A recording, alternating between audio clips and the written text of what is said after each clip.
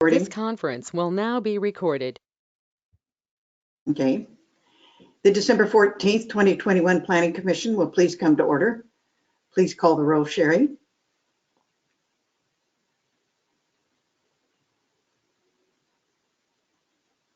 He's muted.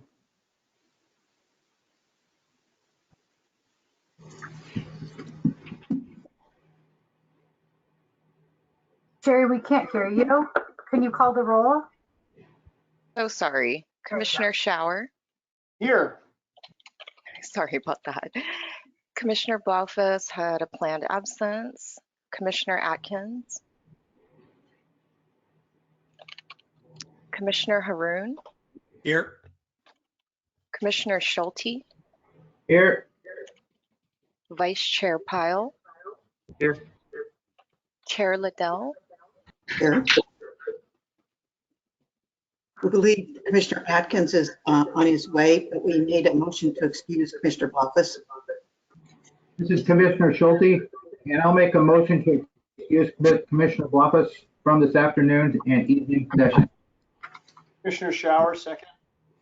It's been moved by Commissioner Schulte, seconded by Commissioner Shower, to excuse Commissioner Blaufus from tonight's meetings. Please call the roll.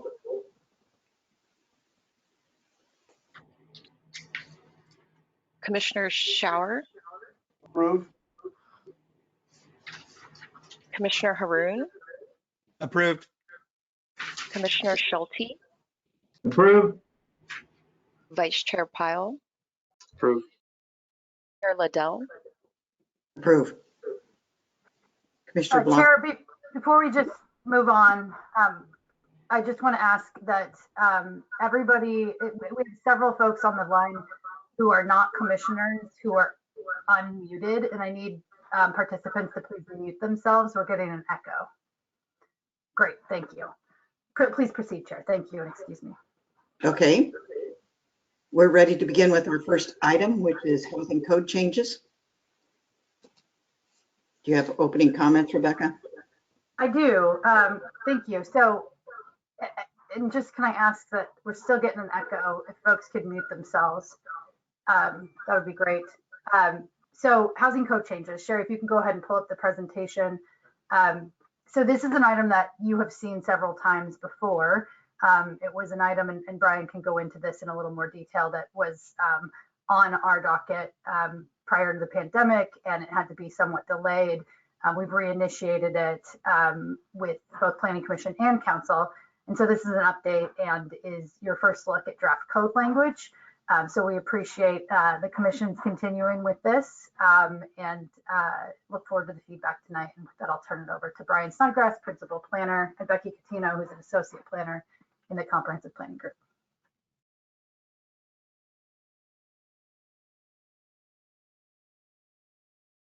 You need to unmute, Brian. Sorry about that. Good to be with you on this particular issue back in front of the Planning Commission. If I could have the next slide, please. And so we'll talk a little bit about the housing code updates, the project background.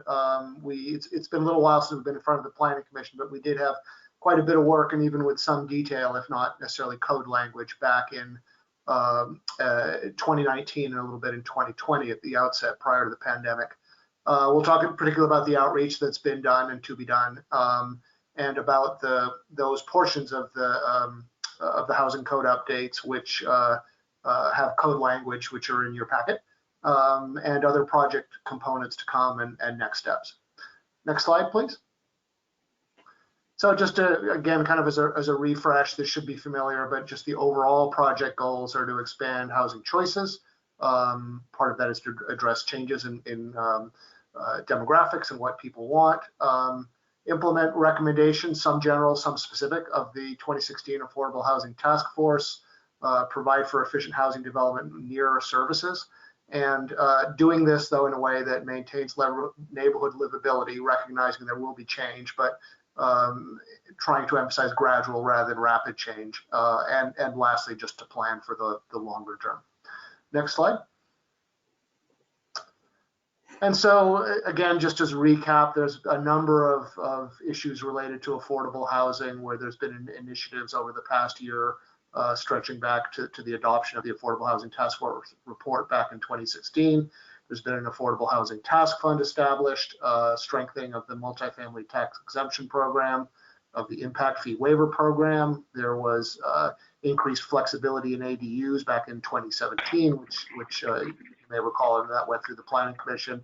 Also a narrower, but I think more targeted code change for affordable housing to allow it on the ground floor in commercial zones near transit, and in rather than a mixed use building, but to allow the affordable project throughout the building. Next slide. And so process to date, again, a lot of work at the outset prior to the pandemic, Planning Commission and City Council workshops. As part of that work, when we came to you past, that there was some researching of other best practices, and we didn't need necessarily look at bigger cities or statewide. There's quite a bit to learn in Clark County and some of the smaller cities in the county here. And we also got some technical feedback from developers through a couple of meetings. We had a neighborhood leaders meeting and a joint Help Carter Park neighborhood meeting, all before the pandemic. And through the process, things were essentially put on hold during the pandemic as we sorted out the staffing and notice issues. However, we did maintain a significant virtual presence throughout on the project website, neighborhood newsletters, and through Be Heard Vancouver. Next slide. And so, and a lot of that is particularly the process and the input we've received to date is documented in the staff report, and including more recent submittals in the last month or so. The first of the substantive changes proposed is a new single-family zoning district. This would be adopt standards for such a district, but to map it would require going through a separate rezone process, going through the Planning Commission and City Council, which is envisioned in the future either through private developments or through city actions, perhaps as part of the next comprehensive plan update, but not at this time. It's strictly focusing on creating new standards to create that option. And the overall parameters are to allow lots between 2,500 and 5,000 square feet, and most of these parameters, if not all, are the same as when we spoke before you almost 2 years ago. We'd add some flexibility to lot coverage and width standards and street side setbacks to allow the smaller lots to be built upon. Look at parking strategies, particularly alley loading and shared driveways where possible to make these kind of project work, and increase or include, I should say, street front function requirements, limiting garage door widths, requiring a visible front door, and limiting the multiple repetition of housing form. Again, all of these issues were discussed. We weren't at the code language level, but were discussed when we were before the commission and the community, and I think and the developers as well prior to the pandemic. Next slide. And so, looking at one of those issues, garage widths. These are local slides. They're from Vancouver. The top slide obviously shows what a both repetition, but also just a wide garage width can do on a smaller lot, really limiting pedestrian appeal and interest, limiting opportunities for on-street parking. So a requirement to limit the garage width to 50% of the front facade is intended to facilitate that on-street parking option, also provide just functional space for on-site utilities, and avoid discouraging neighborhood pedestrian activity and front yard and porch use, both to allow front yard and porch use on those houses by not devoting as much of them to the garage, but also making such use across the street, for instance, a more attractive option for homeowners. Next slide, please. One of the requirements also is just to have a visible main entry rather than a side entry, and include an awning to create street interest and facilitate security through eyes on the street. These also, I think, were discussed, and many of these slides were from our last workshop before the PC on these issues a couple of years ago. Next slide. And also to limit repetition. And the slide on the left, I think, shows that even when an individual house includes attractive features, awnings and so forth, a repetition of the exact same form through a number of houses has a more negative effect. And the slide in the center on the right shows that when it's a less attractive house with less attractive features, the repetition creates that much more of a less inviting street environment. Next slide. This shows, you obviously can't see the rear alley here, but it shows how use of alleys can free up the front of the street to many more parking options and just a more attractive pedestrian environment. And in a minute, I can talk a little bit about the code provisions proposed for alleys, because in some cases they will not be feasible on sites. And part of our challenge in writing code here is to set some guidance as to when it would or wouldn't and what process there might be to determine that. Next slide, please. So as part of this work, it became apparent to us, and this also was, I think, discussed the last time we were before the Planning Commission, that some of these features are appropriate in some of the other existing single-family zones, the denser ones, certainly R9 and perhaps the R6 zone. And that in those zones, the requirements, for instance, for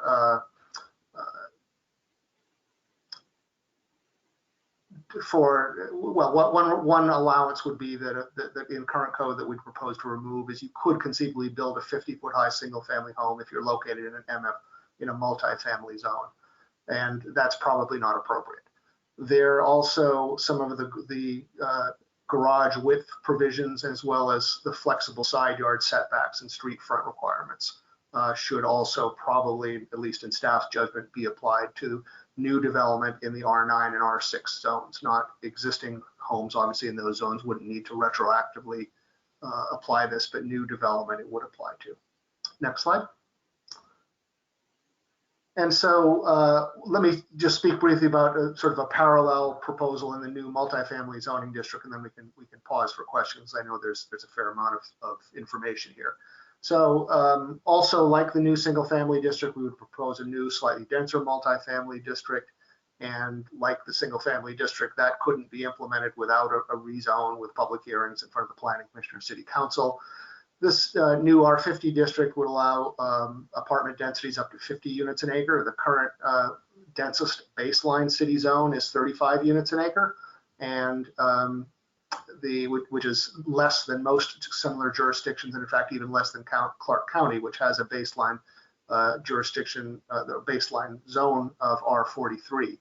There are ways in the city, obviously, to build at higher densities now, either building a mixed-use project anywhere in the city or building downtown.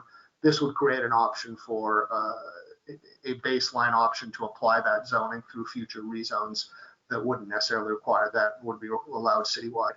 As part of this, we propose as staff to decrease the minimum parking space requirement from 1.5 to 1 space.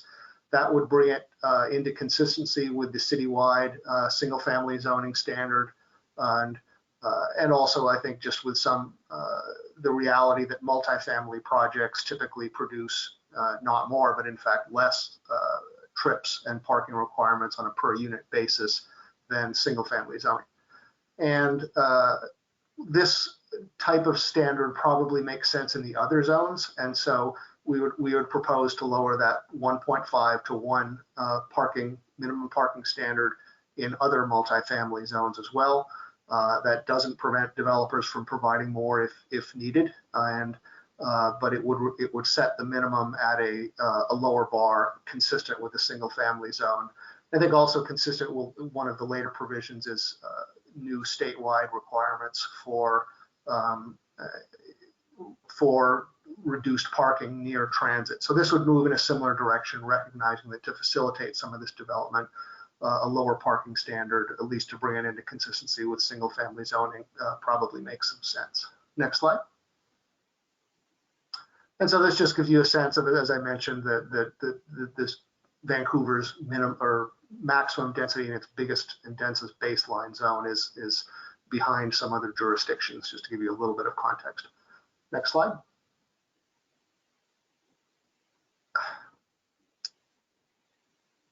Why don't I stop for, those are I'm going to stop Good for idea. questions, and I think you can also, we'll stop between some of the others as well. Okay, so Commissioner Pyle, questions? Thanks, Chair. Hey, Brian, just a couple of questions. First, on the R17 zone, it sounded like the city's received proposals for kind of the lower density multifamily residential zones for similar types of development that we would expect under the R17 zone. Does the city have a tool to apply the best practices that we're trying to implement in this R17 code to similar proposals that are currently under a multifamily residential zone? I'm not sure. I'm not sure I understand the question. Is a tool other than the zoning standards to apply to multifamily? Yeah, I guess what I'm getting at is it seems like the provisions in the R17 are informed by less desirable developments that have happened before. We could continue to see under different zoning codes. I think you mentioned that there's multifamily zone densities that allow for similar development as we would, from a density perspective. Is that right? I guess what I'm asking, is there a way to encourage or even require the best practices that we're developing here in this R17 zone to apply to similar projects under the multifamily zones? If I understand your question correctly, is that if, as sometimes happens, if a multifamily zoning was used to develop the single family structures, but at a density of that zone, should some of the issues we're talking about, say garage width, for instance, be applied in those cases? And I'd want to look at that issue further, but I think, yes, I think that's an appropriate idea. Yeah, I guess I would just, I like that the way the zoning code is reading, the example pictures you showed are nice. It would be great to either get ahead or apply some of these same best practices, alley loading, maximum garage widths to the other zones where a similar type and density of single family residential development was possible. And then on the R50 zone, I just wanted to know, I know that, the traffic and is always a concern when we're talking about these high density projects. And I just wanted to note that I appreciate the code line that's drafted that says, the R50 zone should really only be applied in areas that are served by major arterials and where transit service is good to excellent and street capacity could accommodate the traffic generated by high density development. I think that's well informed through our past conversations with the public. So thank you for that one. Is that it? That's all Okay. I've got, Chair. Okay, Commissioner Shower? Thank you. I am super excited to talk about unique housing solutions. So Brian, I appreciate you and the staff's work. Start with the R50 and then go back to the 17. In this idea of reducing the parking to 1, are we considering, would the code consider the parking count minimum to include on-street parking created by the developer, or would it only be on-site, not off-site, counting towards the 1 per? I don't think in the code language for R50 that we've gotten there yet. I know, for instance, in cottage cluster housing here coming up, we do recommend allowing the on-site to count. Obviously in a denser development such as under R50, the amount of on-street parking, is going to be quite a bit less relative to the number of units. It's an issue we can look at. Okay, thank you. The R17 stuff, I think this micro housing, I think in really whether it's single family or really talking about micro housing is so interesting. And I think oftentimes the cost of the the cost of the product gets driven a lot by infrastructure. And when you do these micro lots, there's more pavement than dirt sometimes, right? The lots get very small and we just pave the rest of the world for alleys and streets. And so I think, you know, parking control around streets, how much room is on the street for parking. You can control the amount of parking available with driveways, or you can destroy the parking with driveways, as you pointed out. I have an inclination, an instinct that we might consider limiting garages to a single door. And that's a bit bold, but if we're going to go down to this small a lot, going to single door, it could be double deep tandem garages or single, but the idea if you're going to do a garage, it's a single. And I think we ought not to require a garage. I mean, we think of a single family home as a structure that has a garage, but I think that will erode over time and there will be places to build homes without garages. And if we get to a place where we can build homes without garages, we can ultimately build homes without streets, where we have homes, I'll call them like cabins, where you do have a parking lot for residents and then they have their homes distributed around open space, not distributed around streets. This is such an evolving practice that this might be some of the most formative and impactful work we do in the housing side. And so I think the default around the garage and the street is something we ought to question. I don't think we should require some of the no street housing, but we should provide the opportunity for it. So some of the single family code says you must have a certain amount of frontage on a public road. As an example, I think it's worth exploring, is that necessary in some instances? And I'd be happy to show some product types. The other is, as much as I feel inclined personally to want to look at these houses that are small, to have them be architecturally interesting, that generally drives cost. So in the perspective to get more people into home ownership, anything we do architecturally, repetition or not, I'd rather see repetitious, uninteresting housing than tents. And so I think that's an inflammatory statement, I know that, but I think anything that drives cost, we ought to steer from. Roads, fancy architecture, awnings, they all drive cost, which makes the house small but expensive. So I think we're on the right path, and I'm interested in a dialogue around some unique things we could provide incentives or opportunities for, as opposed to the default street in front of every house, porch, and so on. So thank you. I appreciate the opportunity to comment. Commissioner Haroon?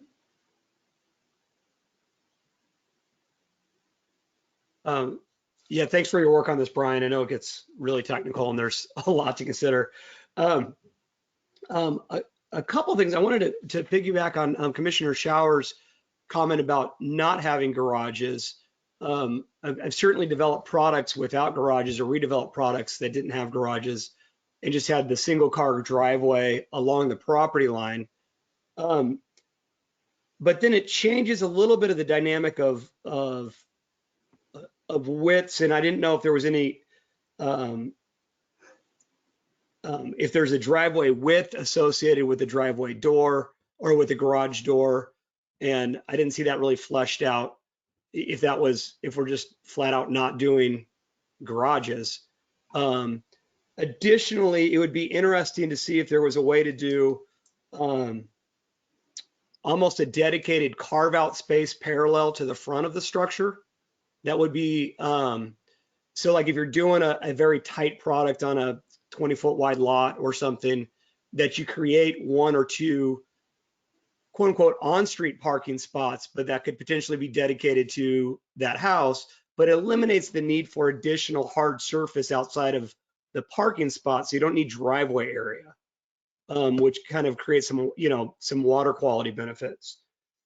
A comment on the shared driveway. Our current standard is if we have a shared driveway, it can only be shared by 2 houses. I believe in the county it's 4. At 2 houses, it has to go to a private road, which then has to be engineered, which creates quite a bit of additional cost. So I didn't know if we could look at changing that standard, perhaps to include more houses on a shared driveway without needing to turn it into a private road and look maybe more towards what the county standard is. My question on if you're building out on a 25-foot wide lot and you wanted to do a single car garage at 9-foot wide door, which is pretty much the smallest you can functionally go. You could almost go down to an 8, but you would have a 15-foot wide house and that 9-foot would exceed that. I wasn't quite sure on that code where it had mentioned something greater. Is that allowable still? Something can you do? Well, current code doesn't have that kind of a restriction, but let me pull up the actual code language. But the proposal is to limit it to that. Let me also just back up a little bit on and just talk a little bit about process, because I think it's relevant to some of these important technical questions that the commission is raising. In the meetings with, and there was a couple back at the start of 2020 with developers, there was a general acceptance of standards in some form to limit repetition, and those actually have a history here of in Ridgefield and I believe Battleground as well, if I'm not mistaken.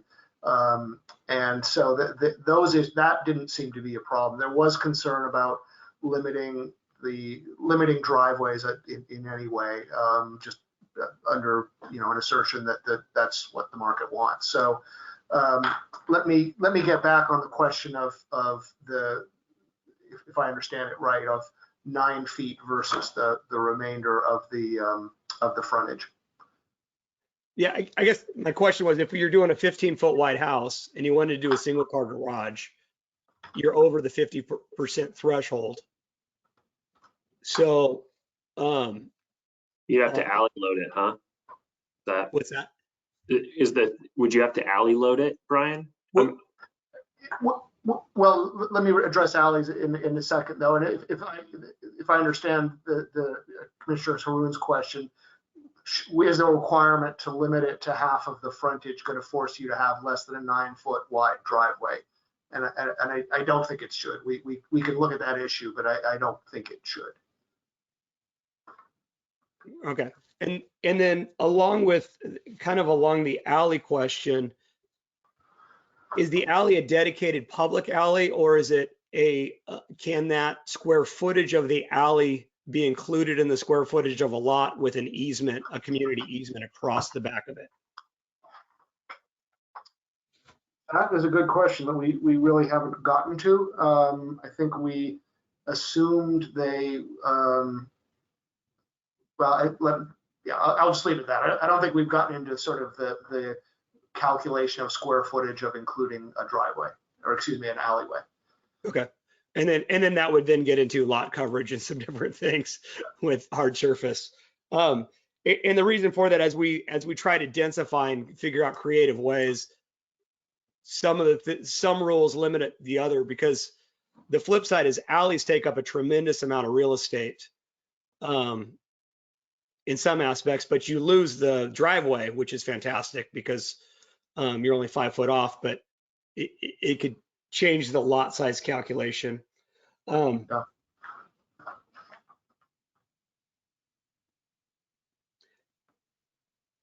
that's it for this point.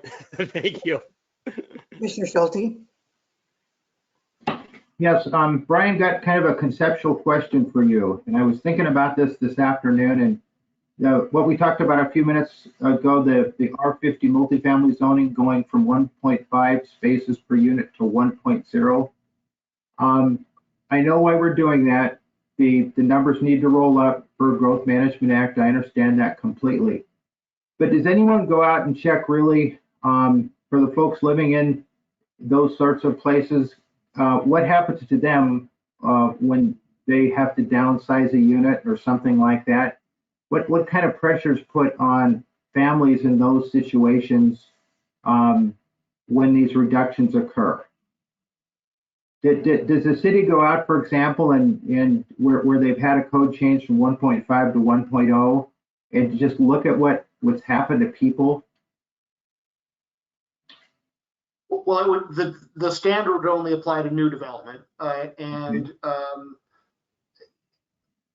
it would be, it would be a significant change. So I think it's something as a city we'd want to follow up on to look at effects. But just to give a sense of magnitude, I was, just before this meeting, I was trying to find the latest ITE traffic manual for trip rate production which isn't exactly the same as parking demand, but it's a reasonable proxy, from mid-rise apartments to single family homes. And I think I looked at the 10th edition, so it's maybe a year old, but there was 3 times the rate of trip generation from a single family home I saw compared with a mid-rise apartment in in a suburban setting. And if you get to more of an urban setting, downtown setting, the ratio is even more. So I was struck by the difference. Well, something that's been on my mind again is I understand densification. I understand we have to do it. Numbers need to work. I understand that, but we need to be aware of what that's doing to residents that are potentially living in these communities. It could be a super burden on them, and we don't talk a lot about that. That's all I had. Yeah, I echo Commissioner Schulte's points about that. Also, is the work you're doing here so far on the housing code updates, the whole idea is to create affordable housing so that the codes are in place to create the housing. Does this correspond with the work that the county's doing with the housing options task force? And they're at a different stage in that they're developing. In fact, they have a major public hearing, or not hearing, informal meeting tonight on that. They're at the stage of developing policy recommendations, and those would then go forward to their planning commission and city council, and an action plan would ultimately be adopted. And only after that would they look at actual implementing code language. We did. There was a question at the city council of recently of essentially wanting to be informed about the county process. So on the 20th, coming up in a week, we'll be in front of the council talking about the difference, and we can certainly make the materials available to the planning commission. But basically, in looking at the items on our list, where again we're sort of at the code writing stage rather than the policy stage, the movement is kind of in a similar direction in most cases. so we're about halfway through your slides, so I want to do a time check here.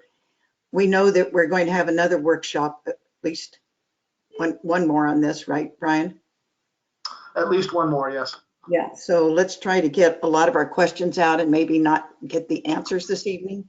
But as you go forward, we want to be sure and get the questions generated in the comments. Great. And let me also ask, before jumping on to cottage cluster, because I know there was a number of questions and technical questions that you just asked. I would just invite my colleagues, either Rebecca or Matt Hasty, who's working with us from Angelo Planning, or Becky, if they wanted to, Coutinho, if they wanted to add anything in terms of some of the questions that just came up. Conference will now be recorded.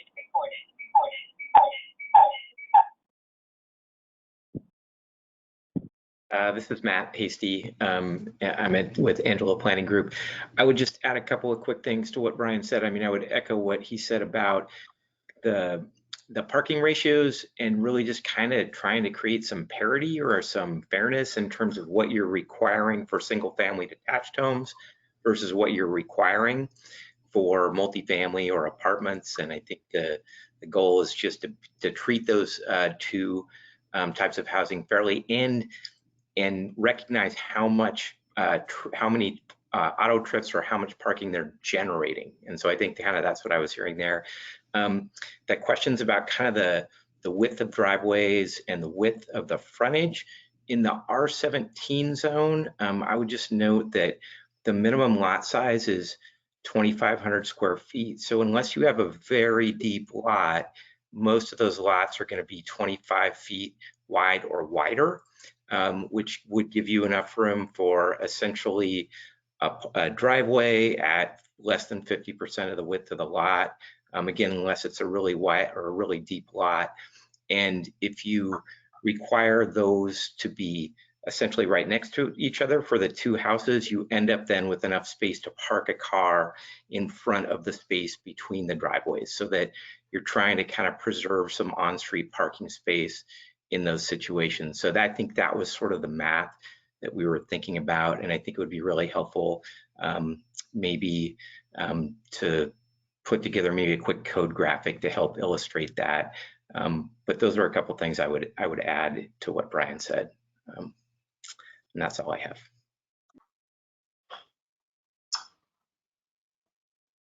Okay, thank you. With that, let me jump to cluster housing. We did talk about this a couple of years ago as well. It's an allowance for smaller homes, cottage homes, than would normally be allowed in a single family zone, but at greater densities, and also requiring a clustering of those cottages around a common open space. We're using local and statewide best practices, particularly local. We've looked to the county ordinance and the experience in Battleground and Ridgefield particularly. The recommendation is to allow 4 to 12 cottages in a cluster with slope roofs and porches, limit the size to 1,600 square feet for a single family home and 3,000 square feet for a duplex, 25 feet in height. And as is done in some of the neighboring jurisdictions, limit the density bonus essentially to twice what the underlying zoning would allow, and to require subdivision or site plan review depending on if the land is divided or not, and the market interest clearly seems to be towards dividing the land to sell individual lots. In either case, there would be enhanced notice of some form before any of a cluster development could be developed. Next slide. And here's a local example. Since this time, we've had some other developments in the county that I'm aware of, but as of a year ago, there was one in Battleground and one in Ridgefield, and I think a couple in the county. This kind of gives you an idea of what one of the layouts turned out in practice in Battleground at Robeson Place, and there you've got a shot of one of the units with, I believe, the common cluster in front of it, I believe. Next slide. So let's go back on that slide and just quickly, if there's any questions, if we could reverse the slide. Any questions on cottage cluster? I would add also in terms of process, I mentioned a couple of developer meetings at the outset. We're going to have another one on January 6th. So it's likely from that process we may get some technical questions and concerns and so forth that will have responded to by the time we come back to the commission on January 25th. So Brian, I think we should go ahead and go through the rest of the slides, then we'll first come back to okay. Holster. I'll do that. Next slide, please. Another provision that has been part of this process for a long time is to allow apartments with shared kitchen and bathroom. This doesn't result in necessarily any increase in density. It would be in areas where apartments are allowed under the zoning that is allowed in those areas, to simply create a provision for sharing kitchen and bathroom facilities. Under current code, that only is allowed in a medical context with on-site staff. The proposal would be to allow it without the staff. And so this is intended to address either some of the market ranging from past single room occupancy developments. I don't know, we haven't had market interest in those, or even in some of the proposals and developments you hear about in larger cities for particularly popular with younger users of dormitory style housing. So this would create an option to do any of those, but the important thing is that the density limits would stay as they are under current zoning. Next slide. There's also a proposal that we've had for some time to adjust the ADU standard, just simply to allow existing garages, that some of which, at least in the western part of the city, are historical garages that are right on the property line. They have non-conforming setbacks. Under current city code, those are not eligible to apply for an ADU. The change would make them eligible, or a renovation of them eligible to apply, provided they met ADU and building standards. In practice, I don't know how many of these will actually be renovated, but it just creates a little bit more of an expansion in the sort of the ADU toolbox. Next slide. Another option we've talked about previously is, and this would be a change to the building code, would be to create a building code incentive to, when building new homes, to provide some aging in place facilities. They're often called visitable features. They include a zero-step entry, wider doorways, and a first floor bathroom. And this has actually been done in Ridgefield for the past, little over the past year. My understanding is that they're yet to have any takers, but it sets an important standard that, you know, as the markets change, as builder habits change, it can potentially move the needle. So this is something we'd probably be coming forward. It's a fee and it's to the building code, so it wouldn't technically be part of the Planning Commission's purview, and so it may be described in more general terms. But this essentially is what we're looking at to do what Ridgefield did. And this was originally suggested by one of our council members. Next slide. And so there's another issue, and this actually was generated by a request made to the Planning Commission back a couple of years ago by the Furcrest neighborhoods to revisit the standards when a new apartment goes in right next to an existing single-family home. And right now, those standards are probably warrant some revisiting. It's a 5-foot setback required with a 6-foot high shrub or screen fence. So at least in some cases, something a little bit more substantial might make some sense. And so we will probably hear from the development community as well as neighbors on this point, but certainly some movement for a little more substantial setback and buffer makes some sense. And so we'll come forward with a proposal on that. We don't have code language yet. Next slide. Another which flows from a statutory requirement is to allow a density bonus for faith-based organizations projects for affordable housing, and the degree of density bonus is not specified by the statute. So interestingly, the statute allows local governments to respond once there's a proposal, but we'd like to be more proactive, and council directed us to as well to have those standards in place. So we don't have code yet on that, but we'll come forward at the next workshop with code on that. Well, next slide, please. And then lastly is parking reductions near transit. This is also a state mandated requirement. We did have a pretty good and lengthy discussion in front of the Planning Commission a couple of years ago on this.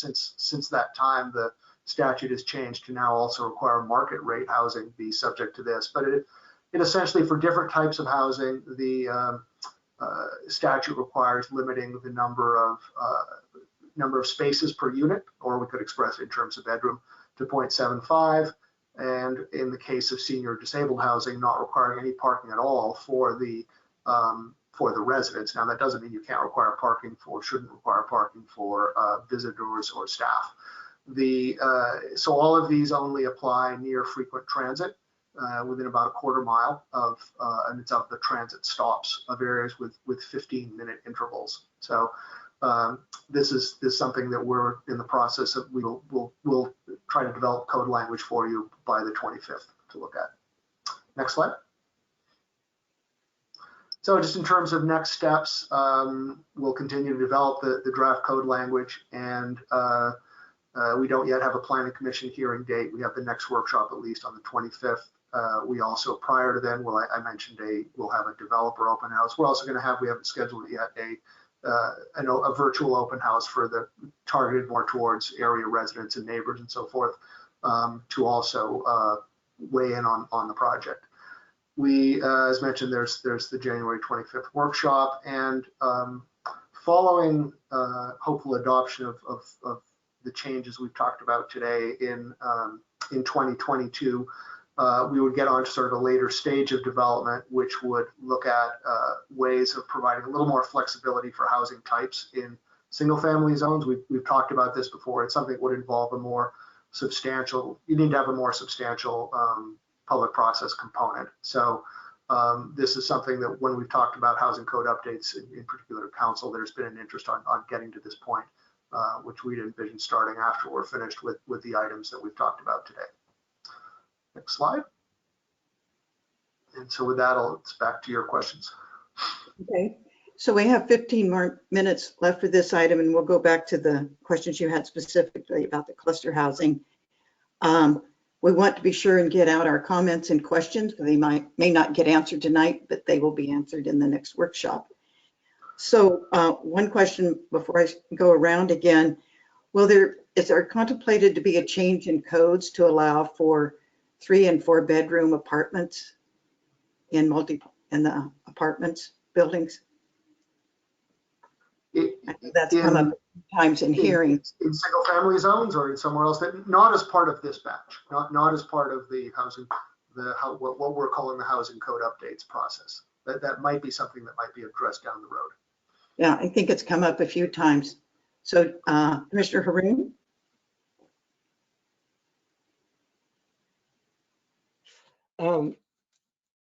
Yeah, so one question, have we looked at potentially any provisions with doing a shared driveway with a shared attached garage, to where you see that in sometimes downtown where you see pretty narrow lots, you'll have a driveway that basically rides the property line, splits the property line between the two houses, and then their garage actually is attached.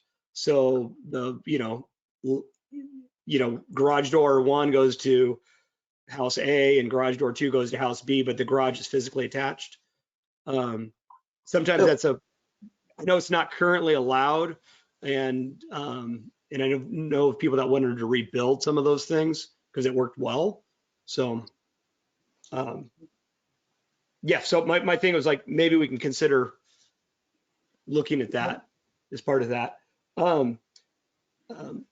Again, I would like to see like the minimum lot size, maybe even shrink down to 2,000 square feet potentially. I think it might provide a little bit additional flexibility, especially if it's an existing subdivision or something we're trying to squeeze some more stuff in. And then there was a question I had on, there was a sloped roof question in the kind of in the cottage design, some of like the roof heights. Some of that I thought I need to reread it again, but it seemed some of our goals and some of the states of what it was requiring with the roofs seemed a little bit problematic. And then like roof types, and part of that had to do with the heights and then styles and some different things. So I'd want to maybe flesh that out a little bit more to make sure it was achieving what we were hoping to.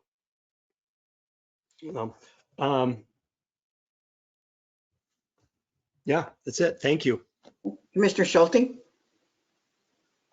Brian, I had in my notes that there's 4 different programs that would be funded in this effort: a new affordable housing fund, a strengthened multifamily tax exemption program, a strengthened impact fee waiver program, and an aging in place cost reduction program.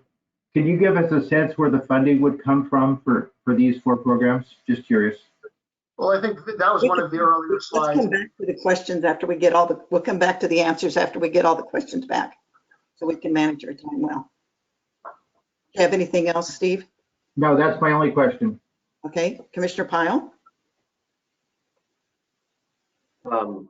Question on the micro housing or the shared bathrooms, and one of the code items in there was considering less than a 1-to-1 parking ratio for these units, which I think generally folks living in much smaller units are probably less likely to have a car. But Commissioner Schauer has brought this up before, that people still need to get around, and perhaps a requirement for some type of full service or bike parking or electric bike parking as a substitution if you do go less than 1-to-1 parking ratio might be appropriate.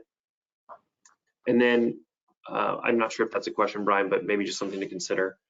And then for the setbacks for the apartments next to single family housing, I would just say that I'd ask the city to consider making that setback dependent upon the building height. If you have a 2-story apartment building, probably shouldn't be judged any differently than a 2-story home. So I don't have any further questions about the items. Thanks. Commissioner Schauer? Thank you. I had my own comments, but Commissioner Pyle brings up this point. The reduced setback, I think it depends on the height of the new building, and it depends on the height of the existing single-family home. A ranch-style home with a 3-story apartment versus a 3-story home next to a 3-story apartment is probably relevant. So that setback matrix, I think, is worth some thought. The other is, this idea of 3 and 4 bedroom units, and Chair Liddell brought it up, and I know we're trying to drive parking down, but when I hear one parking, when I think about it, and I think about one stall per unit, if you got all 1 bedroom units, that's okay. If you got a whole bunch of 3 bedroom units, that's probably not okay. And so, Brian, I kind of think maybe the parking requirements, and I know we get into the weeds, but I really think these projects kind of live and die and succeed based on the parking and infrastructure that goes with them as opposed to the unit design. So I might think that minimum parking at 1 per unit plus 1 stall per 3 bedroom unit, something that is gonna, if you got 3 bedrooms, you're more likely to have more than 1 car than the 1 bedroom. It might be worth, particularly as we drive for diversity. I don't want to disincentivize people doing 3 and 4 bedroom units, which is probably my concern in that suggestion. But I think there's some thought, and I'm sure we're not creating the wheel here. Somebody has done this well somewhere who's got parking requirements driven hard at successful product in their community. And I wanted to reiterate, I think Commissioner Haroon's comment about going down lot size. I think we should think about a small lot size we can get to. And at a certain point, I want to reemphasize this idea that we ought to consider not having every home have a road frontage. I mean, I think we could have many, many more small homes and get high densities on a gross parcel basis if we didn't have to put a road in front of every unit. And there's nothing like that done here, but you're seeing it done in other places. And I think we might come up with some projects that we think we'd love that would like to happen here. And what does the code have to do to achieve those things? But a parking lot for 20 cars and 20 small homes sprinkled on 1.5 acres, it's possible. And I hope we can kind of think creatively so that some of these infill areas will get a bunch of small homes rather than a bunch of 5-story apartment complexes. But I'm super excited by this work, and we're going to have a trial and error at it. So appreciate you're sitting here and listening to us all hatch ideas for you to deal with. So another thing that didn't come up this evening is, and a question to be answered is, do we need any code changes on manufactured housing? So you heard a lot of questions from us now, so see how many you can answer in the next 5 minutes. Brian? I'll try and give a quick answer, and I also invite my colleagues to step in as well, because I think they may have some more expertise in some of these areas. Starting, I think, with Commissioner Haroon's question about shared driveways with attached garages. It's not something we considered. We can look at that. If you have any particular examples, feel free to email me, and we can sort of see what that looks like in practice.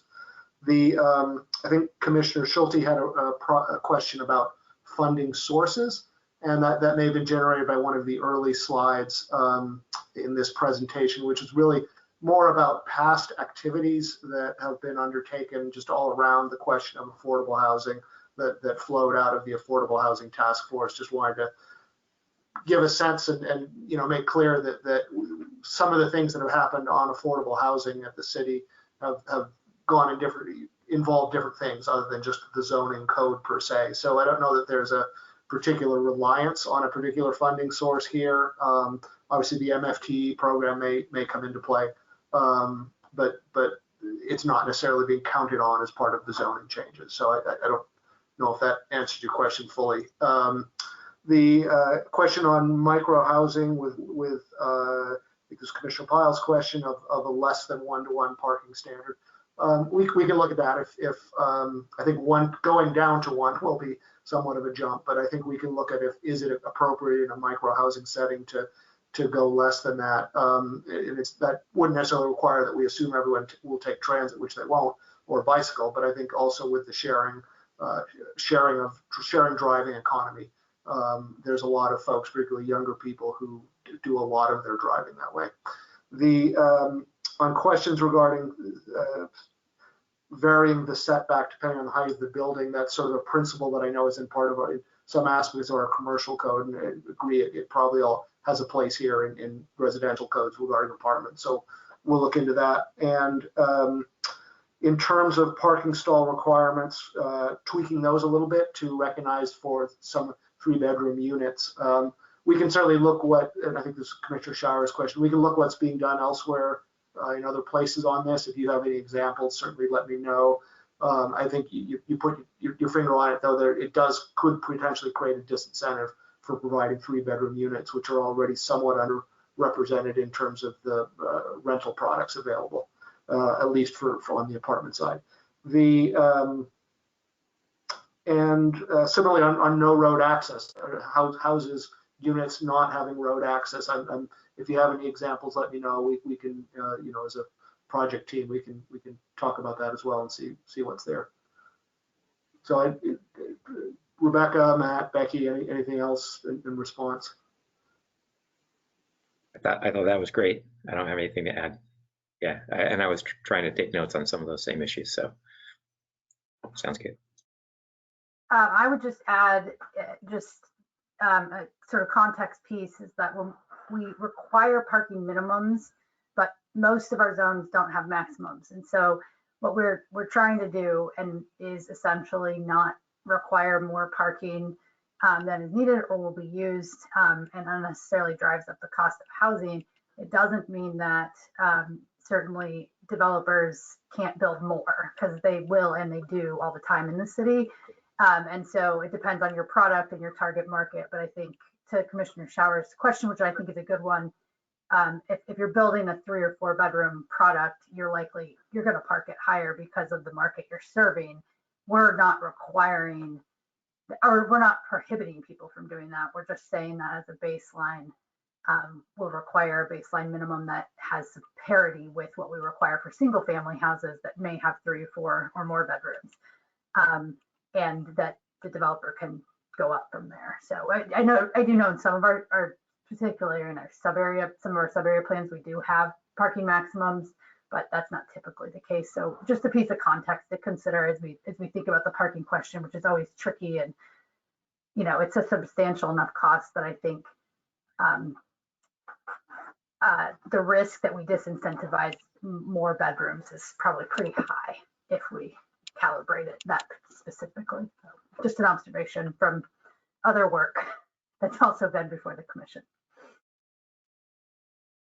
And I was just gonna jump in real quick, Vice Chair Pyle, your comment on the micro housing, were you also saying we should look into perhaps adding code language about dedicated biking space? I just wanted to clarify that. No, in the draft language in the staff report, it says micro housing units require 1 parking space per two dwelling units. And I just wanted to clarify that I think if we're proposing code language that requires less than a 1-to-1, then it's probably appropriate to beef up the alternative modes of transportation. And so that was just an idea about the kind of enhanced bike parking. Thank you, I appreciate that. And there are guiding policies too that we have in place, complete streets and complete neighborhoods. So a lot of things to fit together when we change the housing option code. So thank you, Brian. Thank you, team.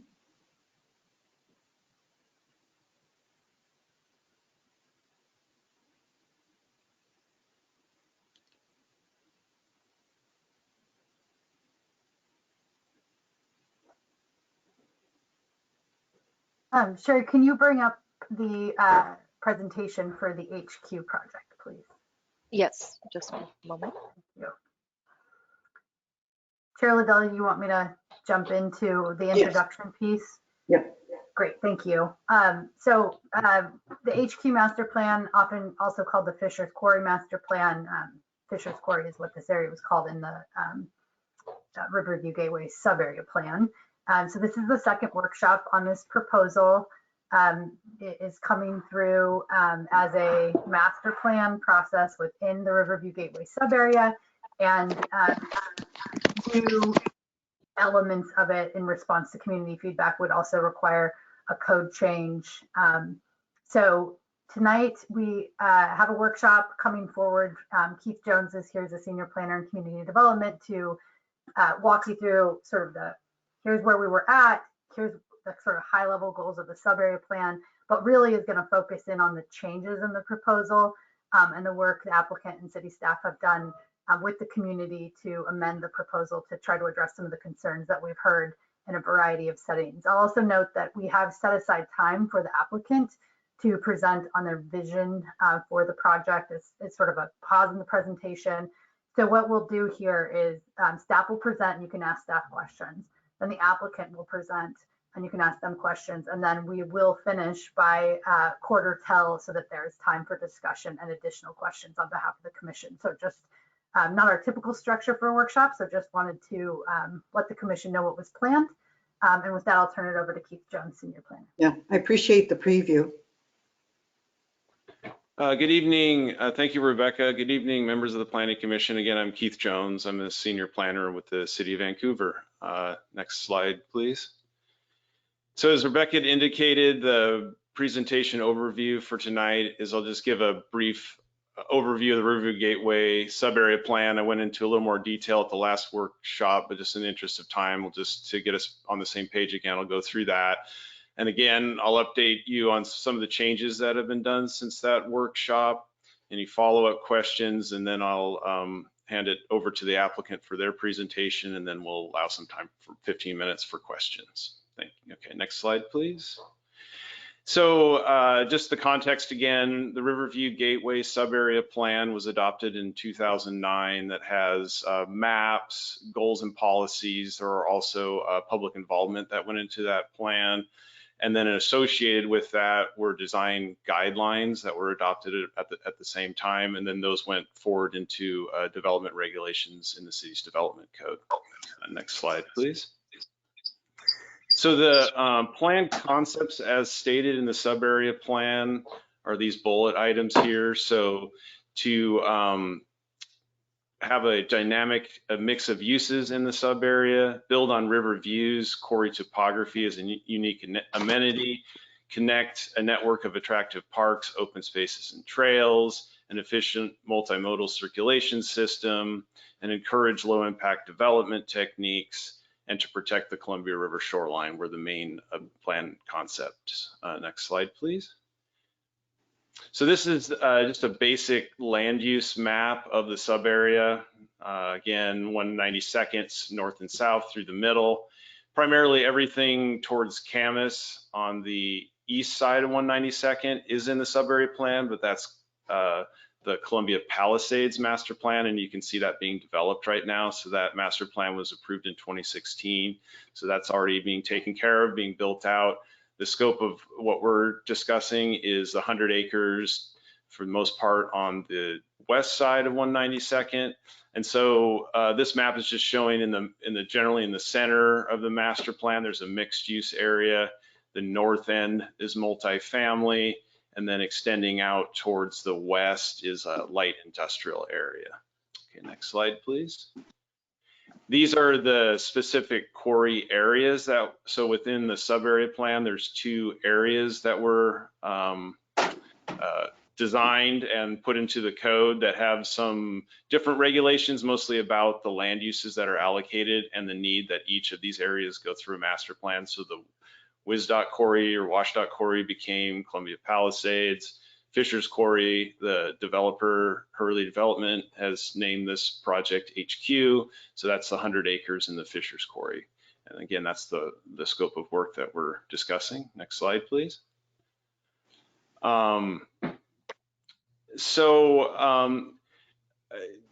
What's before the Planning Commission tonight is really the primary role that the Planning Commission is reviewing is to approve the conceptual master plan. So the code does not allow any urban development to continue forward until there's an approval. And since the project's over 25 acres in size, then the code requires that it go to the Planning Commission and then to City Council for final approval and ordinance.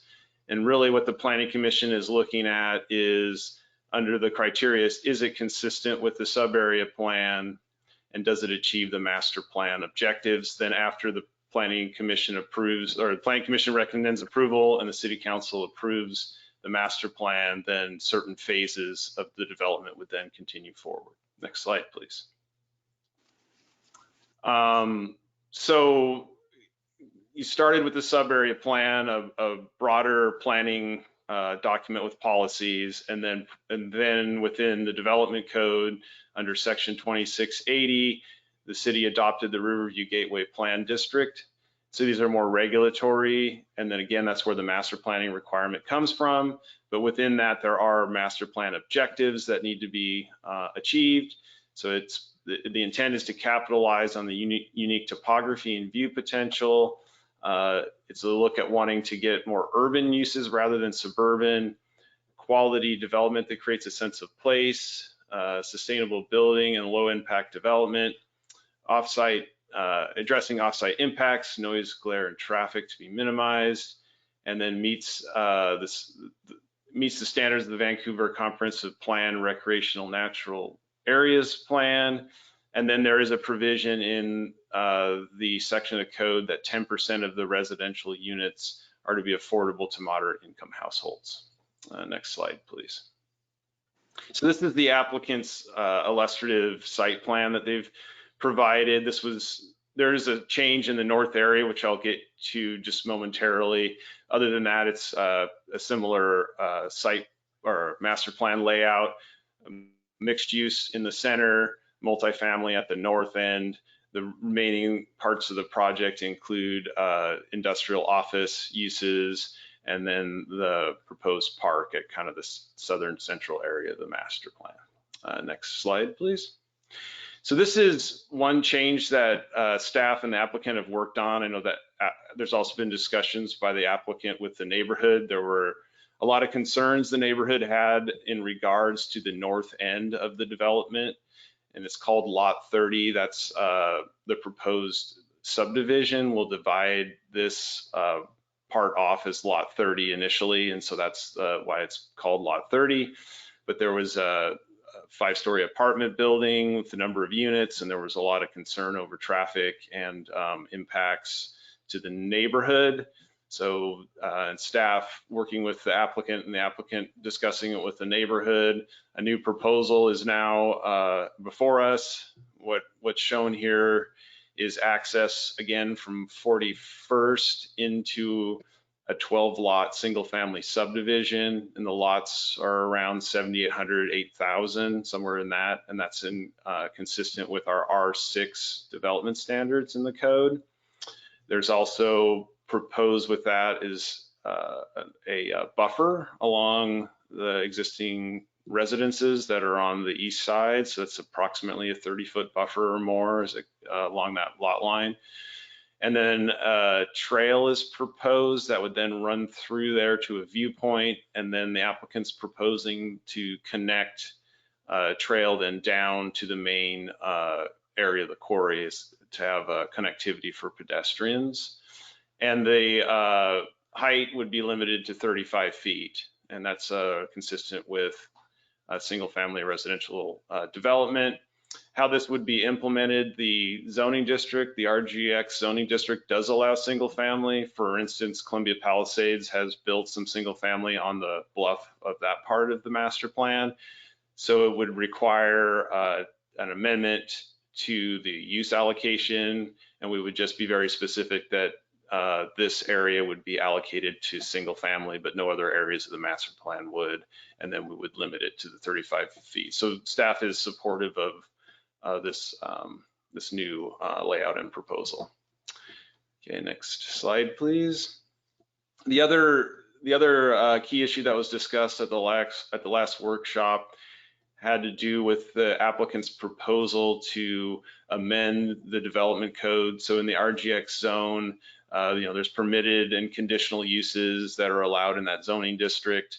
Under industrial, under the category of industrial services, those, just for example, an industrial service is like an HVAC repair place or something along those lines, and there's several other types of uses, but they're listed as conditional now. The applicant wanted more flexibility, so had requested that those become permitted. In discussions with the applicant, we came to an understanding that the applicant kind of narrowed that down and didn't say we want all of these permitted, but just these that are bulleted here.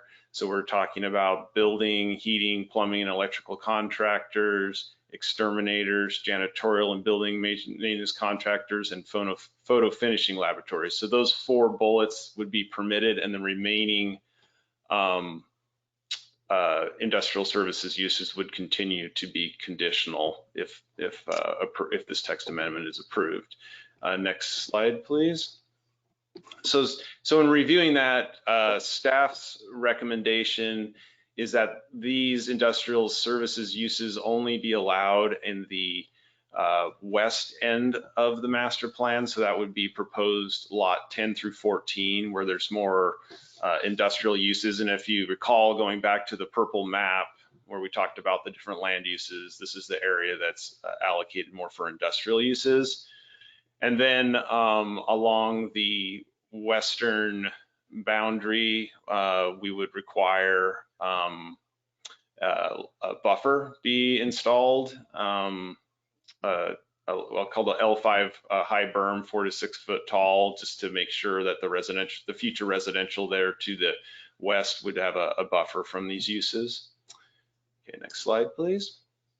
The next request, as we refined the applicant's request on this, is they would like to allow extended office, which is essentially like call centers, be permitted where it's currently conditional.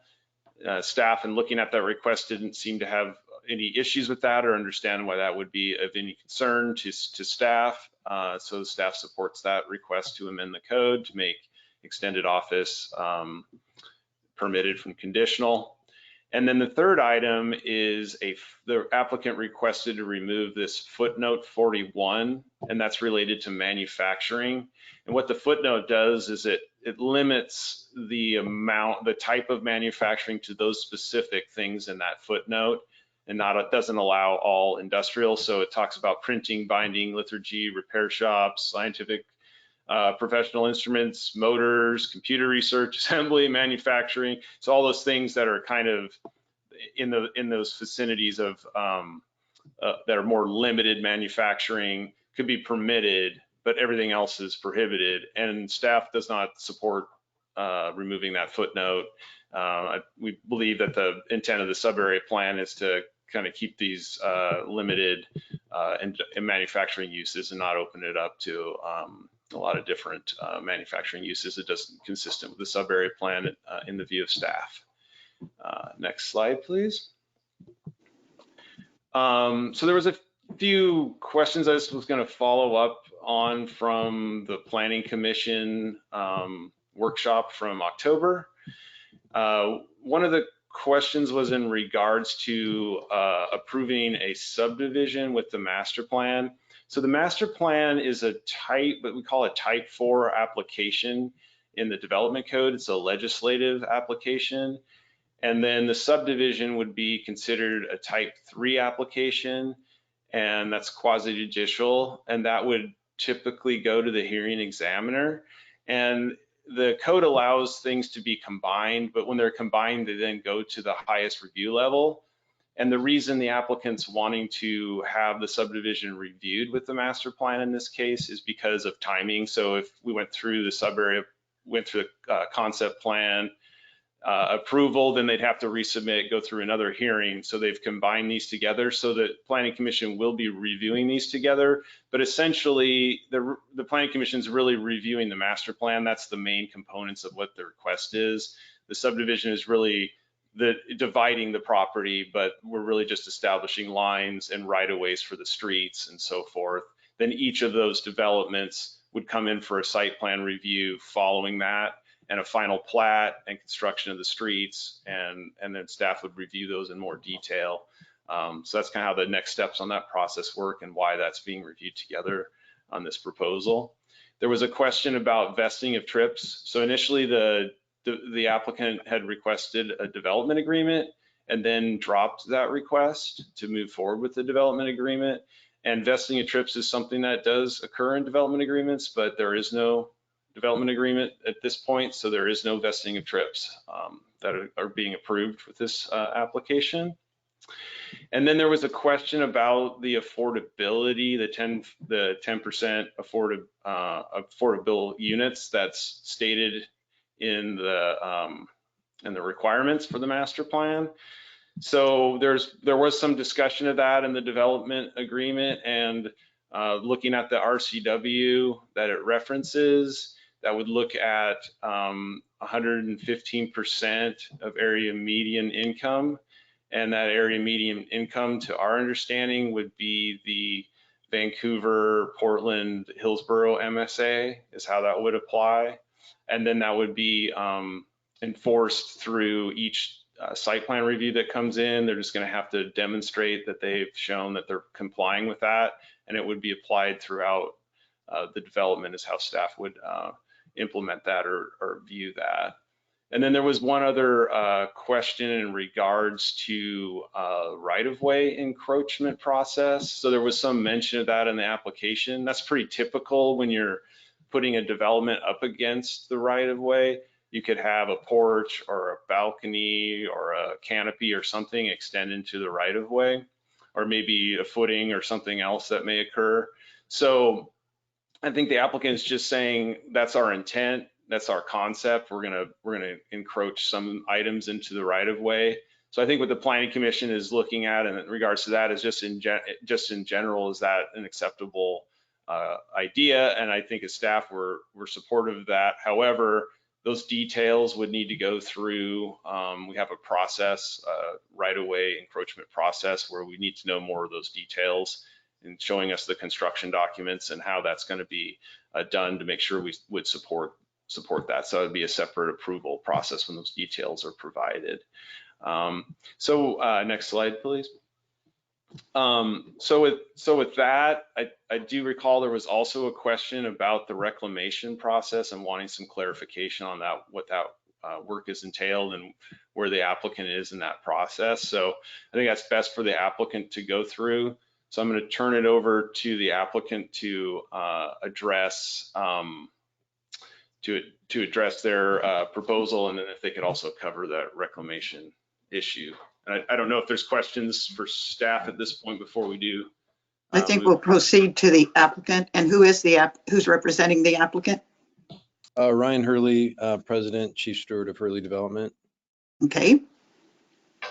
So should we go ahead and go through the presentation first, or answer Yes.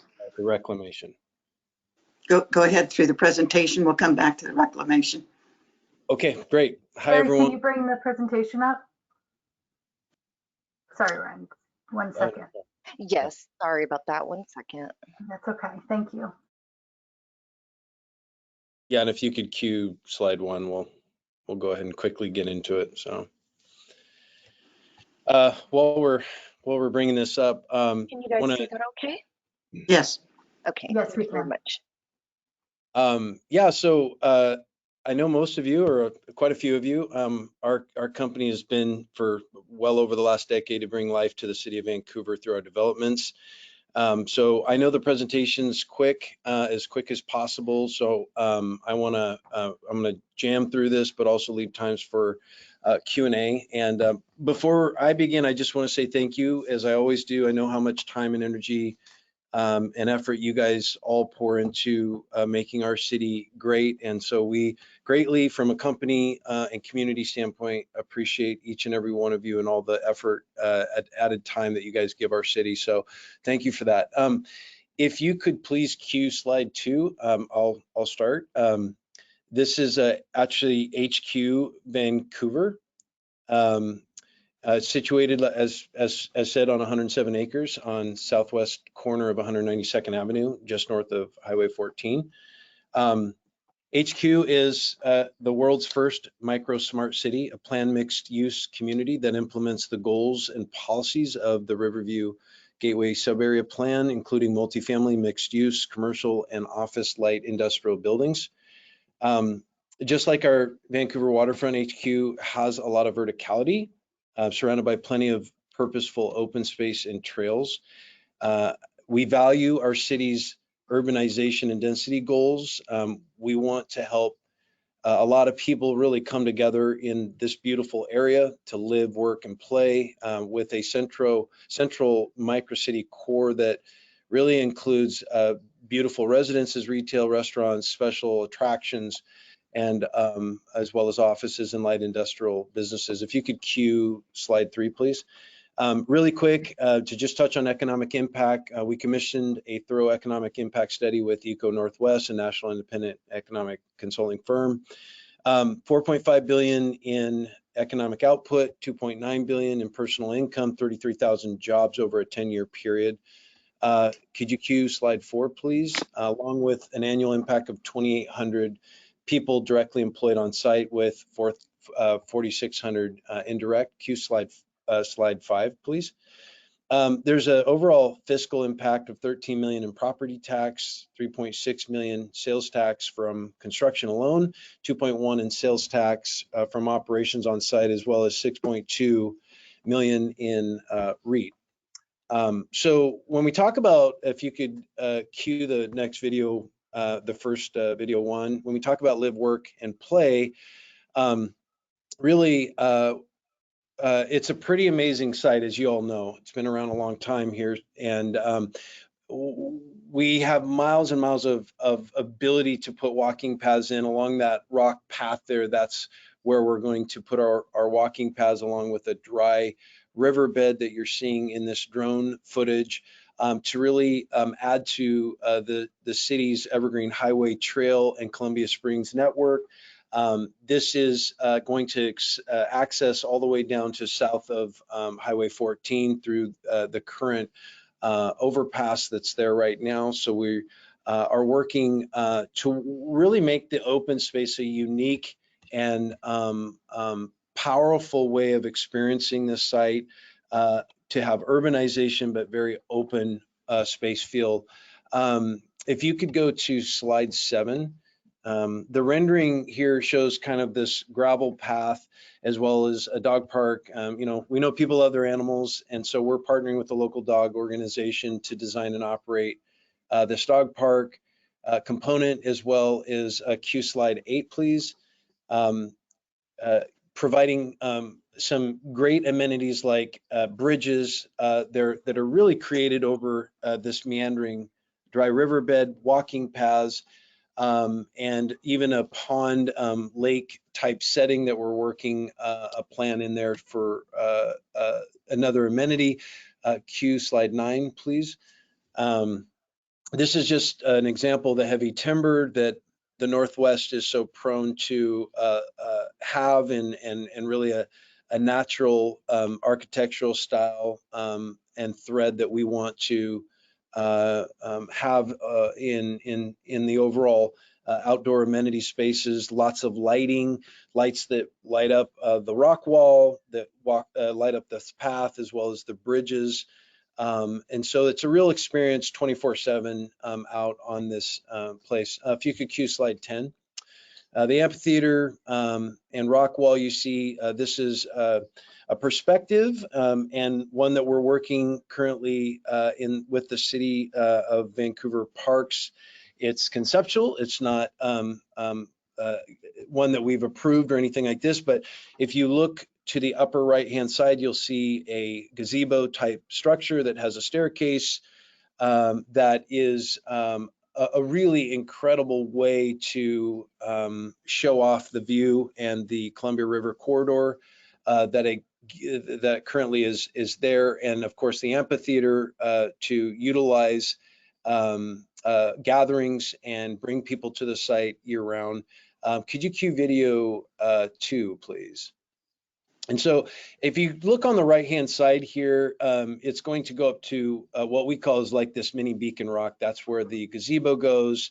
And that's the opportunity to really see the corridor and the Columbia River views that exist there, as well as build just a very unique amenity park and partner with the city for our residents and local area and the community to enjoy and really have a great experience with the open space. We are also going to have this year's a view, if you feel free to play that video, of a gondola. So believe it or not, we're working on gondola path starting from about a platform of about 30 feet in the air on the most northern part of our site, extending down to a southern, lower southern portion of our site. And we would be one of two places in the state of Washington, which would be Mount Rainier and ourselves, to have a gondola. The reason for the gondola is to sort of highlight the territorial views we have out there and create a fresh new opportunity of interest to Vancouver. Slide 13 is a conceptual rendering of HQ Plaza, really, which is kind of the heartbeat of the central system. You can see in this image, there's a lot of restaurants, retail space around the plaza. The plaza is intended to be a multi-use area for Saturday markets, ongoing activities, including festivals and seasonal events. There's on the back side of it, there's a seasonal outdoor ice skating rink, as well as a seasonal water feature in the front where children can play. If you could cue 14, please, slide 14. The next rendering is just pulled back, but it gives you kind of a view of how we bring together so many different styles of buildings, as well as uses like the retail, the businesses, live, work, play, and recreate and visit. You'll see in the back there is kind of a blue building. That's an ice arena. We're currently working with a national tenant that we're working with to provide a state-of-the-art ice skating center, along with team events and training, and a restaurant and arcade. We're also in discussions with an art center group, as well as a state-of-the-art children's museum, which would rival OMSI, and a well-known natural grocer that's a national group, as well as biotech and a few other outstanding groups that can really bring a lot to Vancouver. It's a credibly high list of quality tenants that we're seeking, but there's also the need for shopping, for apparel, for different kinds of shopping. And this urban core will bring all different types of people together. That's our goal, to be inclusive, and to bring a lot of unique and fresh activities, architecture, and culture to the city of Vancouver. Slide 15, please. So again, I'm going to blow through these really quick. Aesthetics for HQ and a sense of the nature and direction architecturally that we're going to go. Feel free to just pass through 3-second holds till slide 20. And these are just ways to use verticality, urbanization, but still bring community together, lighting, the nature of the rock around there. So affordability is a big one. I know it's big for the city. We are planning a minimum, and I say minimum, of 10% of those residential units in HQ to be affordable for moderate income households according to the RGX sub-area requirements. We are looking into micro units for apartments. That's another unique way to get at adding more than 10%. But our goal is to bring in all walks of life into HQ from as many economic status areas as we can. Slide 21, please.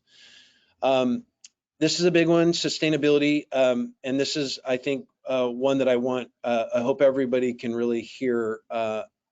We are wanting to meet everybody's needs and build something amazing here without compromising our kids' and grandkids' ability to enjoy the incredible Northwest climate down the road. We are committed to a goal of net neutrality across the entire campus, addressing carbon emissions, energy usage, and even water consumption and conservation. The reality is this is a very big task and difficult task, but we are committed to doing this, and we really have a way to do it. And so I want to cue the next slide, which is the SMART concept. I want to try to provide you quickly what makes up a sort of smart city experience. And again, we are the first micro smart city in the world, none that we know of. And I'll share what sort of things that makes different. Basically, it's a micro smart city, or a smart city is integrating physical space with technology and connecting it intimately to each other. For months now, we've been working with a team of experts spread out the entire world, that have built 17 smart buildings at the Microsoft campus, smart buildings for the Amazon Web Service, Johnson Controls, individuals who have had a major part in the FIFA World Cup city, including smart buildings in Israel, Dubai, all across the world with little to no climate impact. They've adopted this project because it's the first of its kind that's a small, compact city ideology, but one that they feel we can achieve this. What makes HQ different is we're creating an entire concept smart campus from the beginning that uses technology really from end-to-end design with smart onboard, a smart onboarding process from the beginning, running all 32 buildings with all residents, all businesses and visitors, and experience what they experience when they're there. So as an example, parking. When we're all driving around and we're looking for a parking spot, we're burning emissions at that moment, and so our app picks up in the community empty vacant parking spot, communicates with the user who's on our app exactly where to park, no questions about it. The spot is free for them to park into, and so it works for everybody. It's efficient, it cuts down on emissions. As a quick example, slide 23, please. Smart facility management, a lot of energy and power and water is wasted because it's not collected in data and monitored very accurately or closely, and everything is on its own monitored. So what we're doing is bringing it all together to monitor that into one system, one program that gives us the data to manage much better and more responsibly, especially for personal experience and a higher quality of living standard at HQ.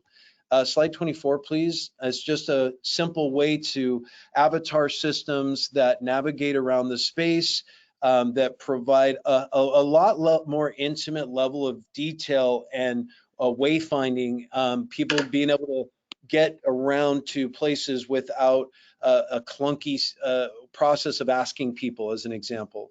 Q slide 26, please. We have ambassadors that will be on site. Those ambassadors help us, our system recognizing it's a safe place, security threats, as well as just being able to integrate with emergency services and smart technology that can anticipate and resolve situations really before they arrive, or at least when they arrive, to mitigate those security issues. This would look like key access throughout the living and a separation between visiting and living or working there. Q slide 27, please. Visitor experience, our app and technology helps visitors access restaurant reservations, managing parking, driverless cars, getting directions, all of those types of things. So Q slide 28, please. This is just a visitor experience, and I'm going to, maybe for the sake of speed, move down a little bit faster. Slide, the next slide, please. 30, I think. And yeah, we'll do the next slide, please. Yeah, so keep going. These are just things that it does. I'll stop here real quick. When we communicate with residents and businesses, like how we can lessen our energy consumption as a body, and we can give benefits for lowering it, say, for the next quarter, and incentives to our entire work environment, employment environment, or people living there, everybody wins. And that's by this connection allows us to do that and know exactly where the power is coming from that's being consumed, how much, how to, if we can identify it, then we can lower its consumption. We plan on having solar energy panels hanging over those rock cliffs, as well as on rooftops, as well as collecting water to send back through for filtration, which is a unique opportunity really to use our surrounding environment. I've said a lot, and so I'm going to close with this for slide 32. Thank you for listening, and I know there's going to be some questions, but I just want to say that in order to achieve this very lofty goal for us, and we've spent a ton of money and a ton of time and energy trying to figure out how to do this, to build low impact buildings, but buildings that are beautiful, a unique place that's going to really bring life and also credibility to Vancouver more than we even have now. It's going to take work from all of us. And so there are a lot of obstacles in creating the new things that have not been done before, especially nationally, let alone locally. And so we look forward to just getting those challenges in front of you guys, helping us figure out how to do this and make this development with all of our goals of innovation, diversity, inclusion, affordability, climate, and frankly, the best, most advanced plan community in the country, together doing this with you guys and making it super, super great and something we can all be proud of. So thank you so much for your time, and I'm happy to answer any questions. Thank you, Ryan. Good presentation. So now you can speak to reclamation. And also, I'm curious about naming the master plan HQ. I can see where that would be an applicant-friendly term, but it doesn't seem to be a community-friendly term. So if you could comment on those two things, then I'll check in with my colleagues one by one for questions. Sounds good. I'll start with HQ. HQ stands for Headquarters of Vancouver. We believe so much in this site that it creates, well, some people thought it was Hurley, Quarry, it's not. And we just believe that starting out with that presence of mind, that this is a very unique and gifted development for our area. And we think the branding opportunity is extremely good with just HQ. Most people know what HQ means. So it's a strong brand presence. So we actually really think it's a great, unique way of, rather than a name that symbolizes California or some other territorial area, we really think that it's a great way to create a fresh and new outlook for Vancouver in this area. So the second is reclamation. We're working with the Cadman Group, who was the previous owner. We have modified their current reclamation plan to work with Department of Natural Resources to keep the cliff walls exposed as much as possible because it's beautiful. And the 2-to-1 slope that we were offered, so to speak, like next door, it's not mowable, and we feel it takes away from the natural surroundings and the beauty that the quarry and the rock provide. And so we wanted to actually light that up, bring that out, and use that for collecting sunlight and energy to put back onto the grid through EV stations and whatnot. So the reclamation plan is almost through.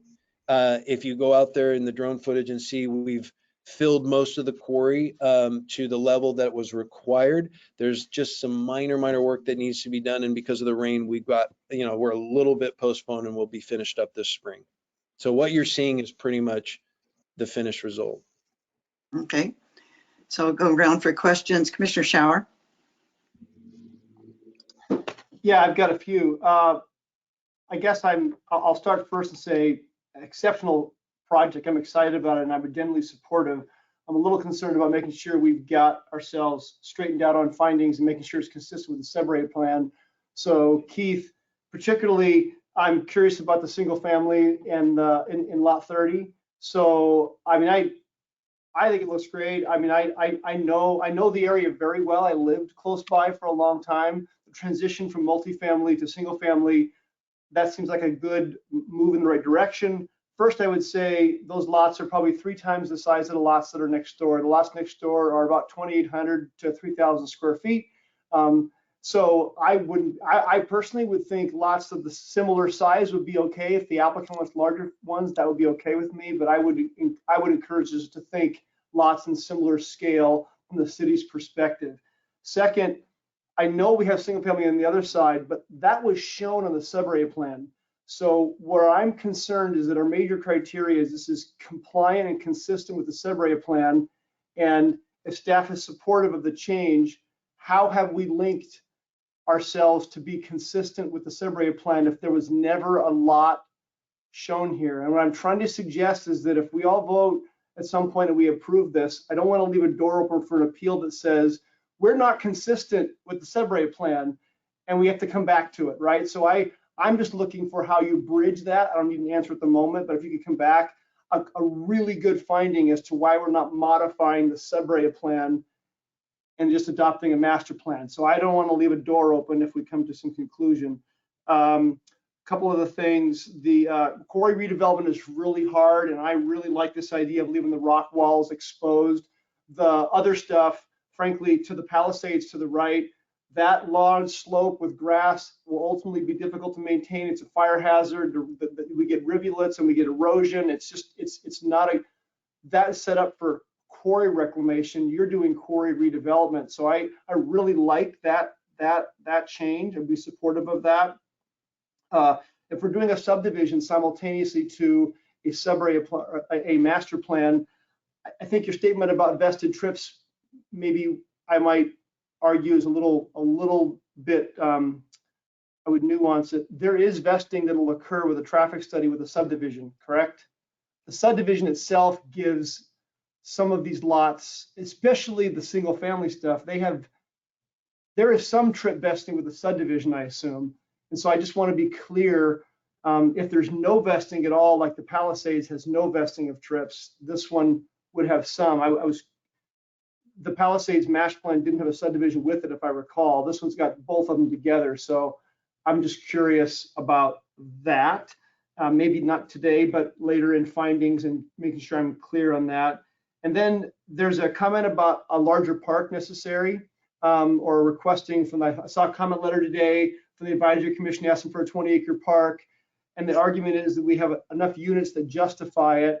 I would go back to, what does the sub-area plan call for? If the sub-area plan does not require a 20-acre park, my view would be that's not in our lane to require one. So if you could comment, or ultimately in the staff report, link together what the sub-area plan called for open space. If we're exceeding the density and now somehow that's required, great. I don't dispute the demand for one, but I go back to, the sub-area plan was really hard to get approved. If we stay in that box, we will be less vulnerable, we, all of us, community, city, planning commission, to sort of losing traction in appeals and other things. So that is a quick run through of my concerns. I don't, like I said, necessarily need to have them all resolved tonight. One last thing, conditional uses. I might suggest a bit of a compromise. To me, when all the conditional, I'm generally supportive of doing a master plan that removes the conditional use requirement with a limitation. So what I've seen previously is, yeah, we're fine with a printing lithography up to one. A second one needs a conditional use permit, right? So, and that generally is okay with the applicant, but this idea that we don't want 30 of them. So the use is less the issue and the volume of that use. So I might suggest a conversation between the staff and the applicant about, if you're supportive of conditional use being removed up to one time, or a square footage, something like that, just to give the broader community some certainty to that. With that, Chair, at rapid speed, I'm done. Okay, so Tim laid a lot out, so let's go around and everybody get out your comments and questions, and we'll come around for answers. How's that? So Commissioner Schulte. Yeah, I have a question regarding the traffic loadings and the mobility on the 192nd corridor. The concern is 192nd is getting more and more traffic loading, way up to section 30 included. And then you get down there at the quarry sites itself, both the east side quarry and the west side quarry is, when fully developed, it will load up 192nd too. So my question is, how well will traffic flow near Highway 14 and this the intersections that are being proposed down just north of Highway 14? Okay, Commissioner Pyle. Thanks, Chair. And thanks everyone for their presentation. The applicants remind me of a show called Black Mirror, and just how futuristic all this may look. And that's not part of the review criteria for us, thank goodness, because I'm sure it would lead to a very long conversation. And it's fascinating and ambitious and very cool. And similar to Commissioner Shower's goals of, hey, let's be consistent. Let's remove obstacles so that this can move forward. I had a few questions or comments, and again, just consistency with the sub-area plan. Echoing Commissioner Shower's comment on the buffer, lot 30, just making sure we've got really clear justification on that being residences. To the parks and natural open space goals, I liked the PRAC's recommendation of natural features in the stormwater reclamation area using native plantings. I think that's just a best practice anyway. If that can help enhance and meet the goals of the natural open space or the natural areas plan, which is part of our master plan objectives, then that'd be great. Let's see here. So I guess my biggest heartache with all of this is that this development offers so many solutions that are so futuristic, but I am reminded that the bottom of the pyramid and the needs pyramid is shelter, and affordability of that shelter is the crisis that we currently live in. And I'm not sure if it's on the applicant to make commitments of what level of area median income they need to meet for 10% of AMI, or if it's the city. But I just want whoever's listening to this to hear that $95,000 plus or minus is the PDX area median income, and something like 64 is the Vancouver area median income, and that's a big difference that needs to be addressed in how we view AMI and affordability in the city. Again, kind of some of the objectives that Keith listed off early were to minimize offsite impacts, including noise and glare. I think solar on the walls and lighting up Quarry walls sounds awesome, but let's just make sure that we're not causing offsite impacts with lighting and glare, particularly right next to the highway, where when you're driving down 14, headlights in your face can be a little intimidating at night anyway. So just want to make sure that we're being consistent there with those concepts. And then yeah, okay. Oh, and maybe the applicant could comment on any interactions they've had with C-Tran or other mass transit, just in terms of what a hub would look like at this location, if it's going to be one of the densest locations, particularly on the east side of the city, making sure that we've got a hub for mass transit in the plan. We got some real estate for that. Thank you. Commissioner Haroon? Yeah, thank you, Mr. Hurley. It's super exciting and ambitious project, and it's exciting to see kind of throwing it out there, saying, hey, this is what we're going to achieve, and setting a new standard. And that's exciting for the city of Vancouver. Most commissioners covered most of the things that I was concerned with. Again, I would piggyback on Commissioner Pyle's comment on the AMI. I would really like to see our standard move to a Vancouver AMI versus a regional AMI. I think that's much more appropriate when we're looking at affordability. I would support Commissioner Shower's suggestion, potentially increasing or decreasing the lot size, increasing the density of the single family units. That'd be replacing the apartment complex. I mean, I would have no issue with smaller lot sizes and more houses versus the 12 proposed there. And my other question would be footnote 41, which was very specific and staff doesn't recommend removing. My question would be if there was another, I mean, it's a pretty finite list. If the applicant could come in with a conditional use for any other thing potentially that maybe was similar but fell outside the goals. I wasn't 100% sure of like why we picked those exact specific things versus perhaps that there might be something that we didn't think of that would be fine, but it would give the applicant to do that underneath potentially a conditional use while meeting the other goals. So that's it. Thank you.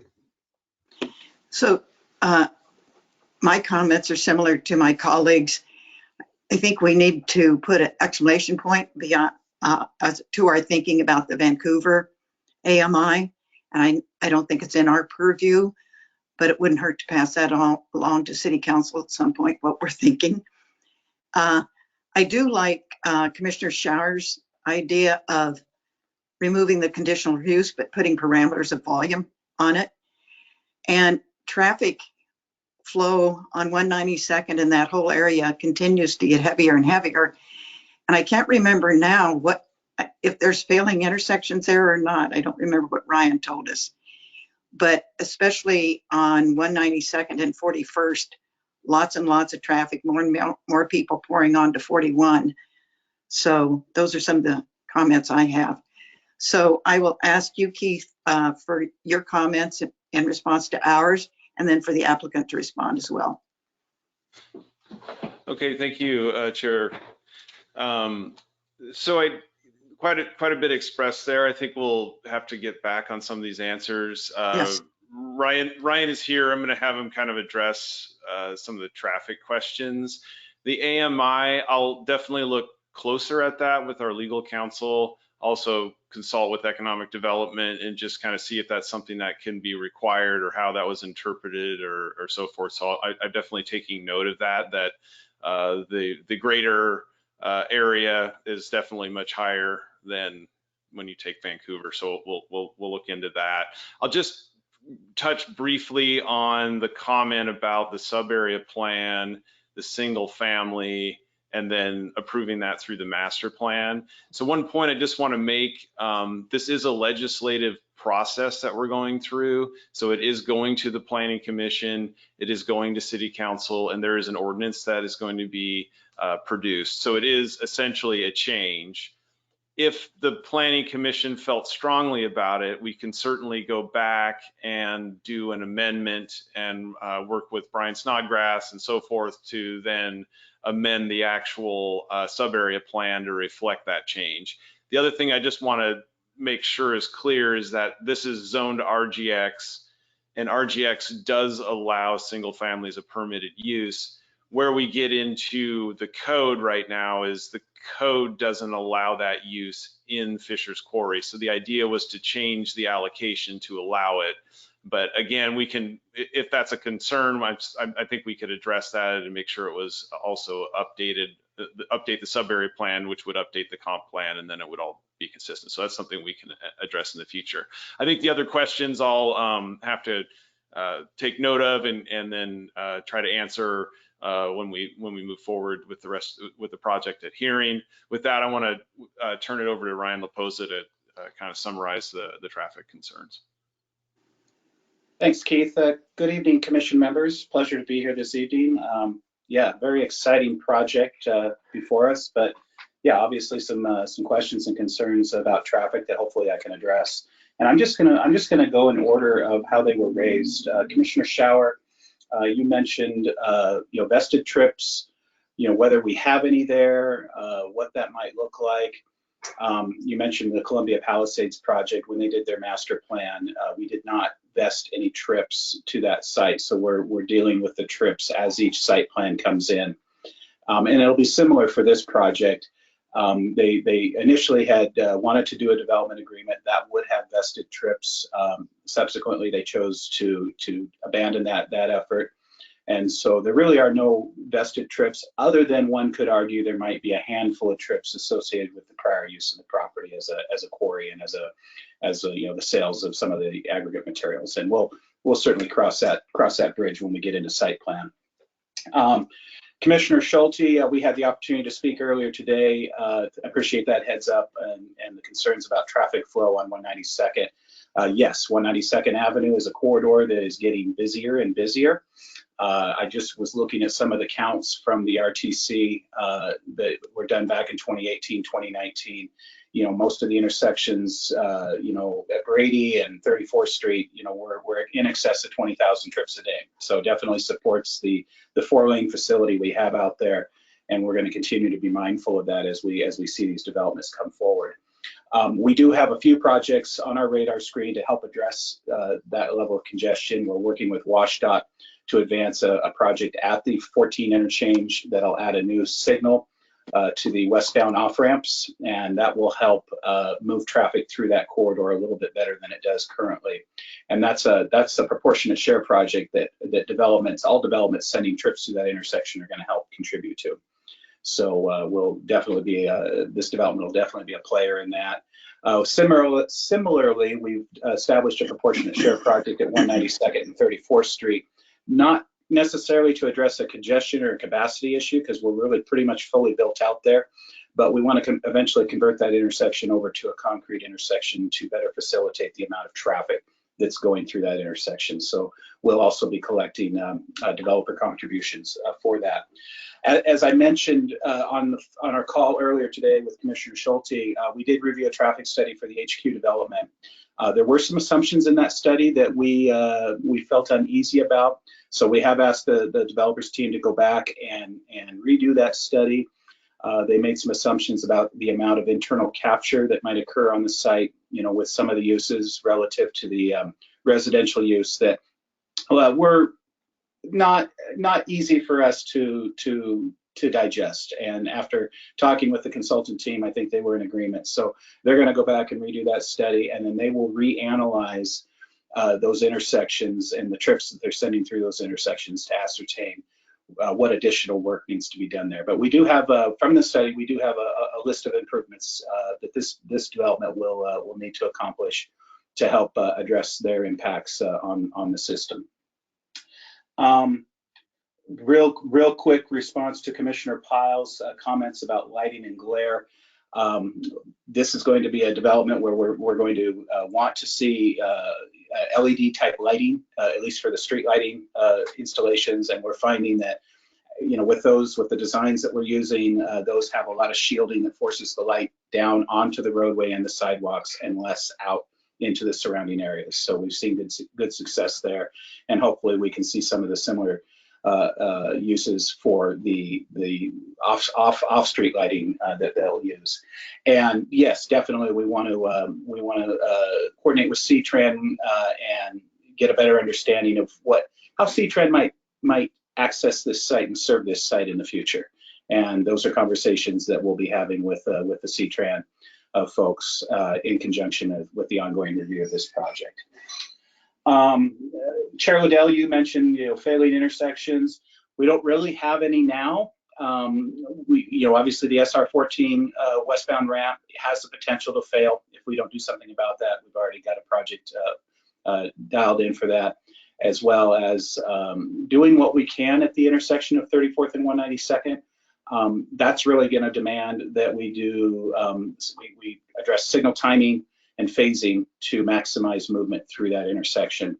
But everything else that's been identified by the developer will be prevented from failing with the mitigation that's been proposed. And obviously, we're looking at this project in conjunction with the Vancouver Innovation Center to the north of us. Two very, very large projects in close proximity to one another.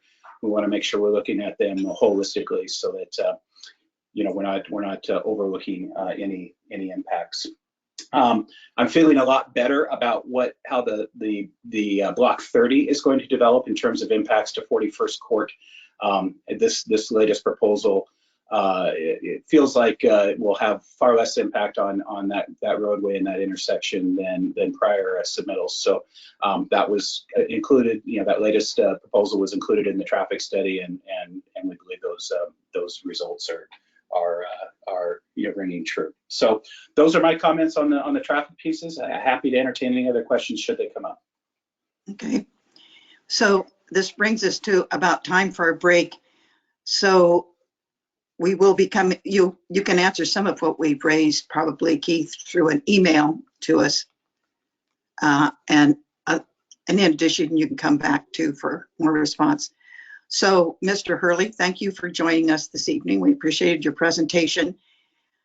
We also appreciate that the community was willing and the applicant was willing to work with each other for some problem solving that helps move things along for the benefit of everybody. So, Rebecca, do you want to say anything before we break? No, we break for half an hour. We will be back for community forum at 6:30. We have several people registered, I think 9 or 10, and that doesn't include the hearing. So yeah, we should get a full break in because we've got 2 more hearing items and a lot of public comment. Okay, thank you. See you at 6:30. Great, thanks everyone. This conference will now be recorded. This is a continuation of the December 14th, 2021 Planning Commission. Earlier this evening, we had workshops on housing code changes and the HQ Vancouver Fisher's Quarry master plan. So this is the part of our evening where we open the community forum. A community forum is held at each meeting of the Planning Commission. During the community forum, the public is invited to provide comments. Each speaker will be given 3 minutes to address the commission on any issue of interest. The chair will help you keep track of the time. Remarks should be directed to the Planning Commission as a body. Community members who wish to submit lengthy or detailed testimony are also encouraged to provide their comments in writing. Please note that the community forum is different from testimony provided as part of public hearings. In the case of the public hearing, individuals that wish to testify on those public hearing items will be called upon during that portion of the agenda, not during the community forum. In other words, if you want to comment on any of the 2 hearing items this evening, we will do that later. We appreciate, welcome, and consider comments from the community. Please call the first person, Sherry.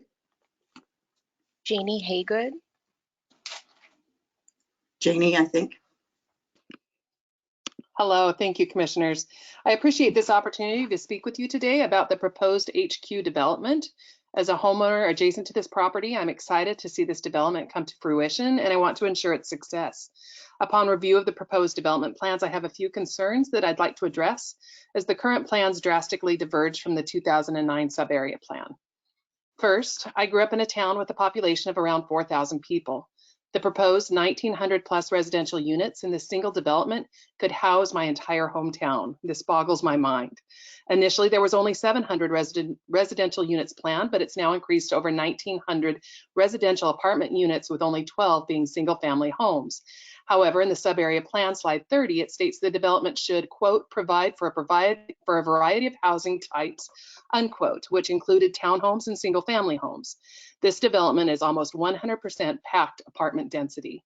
Second, the city provides guidelines for parks and green spaces, which for this density would equate to 20 acres of park space and 4 acres of open space. This development fails to meet those guidelines and only provides those living here with 4 acres of usable green space, which isn't easily accessible and provides no parking access. According to the sub-area plan, it states, quote, the Riverview Gateway's dominant identity-giving characteristic will be its network of trail corridors, open spaces, and perimeter buffer, unquote. The sub-area plan shows a network of trails throughout the entire property surrounded by green space, slide 49. These trails are absent from the current proposal, with the only quote trail consisting of a sidewalk along the perimeter of the property. Third, the residential units themselves are all either facing each other or the rock quarry walls and have a proposed gondola traveling through them looking into their apartments. This design layout seems questionable and undesirable, to say the least. Fourth, with regards to the proposed gondola, I'd like to better understand its purpose. If it's for the view, then it would need to acquire significant height to attain such a view. This gondola height would pose a major concern for the nearby homeowners.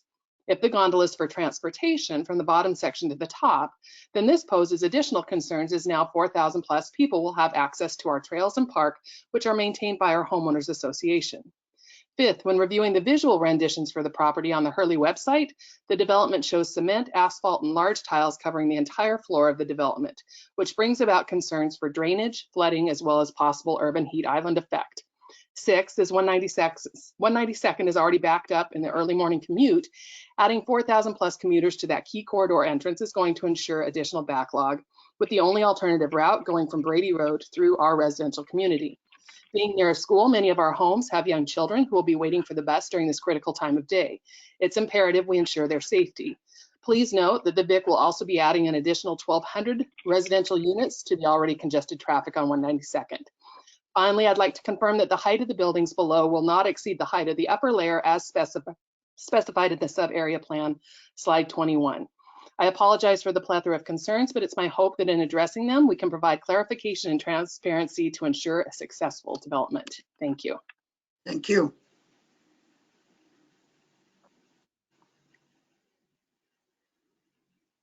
Margot Rice is next.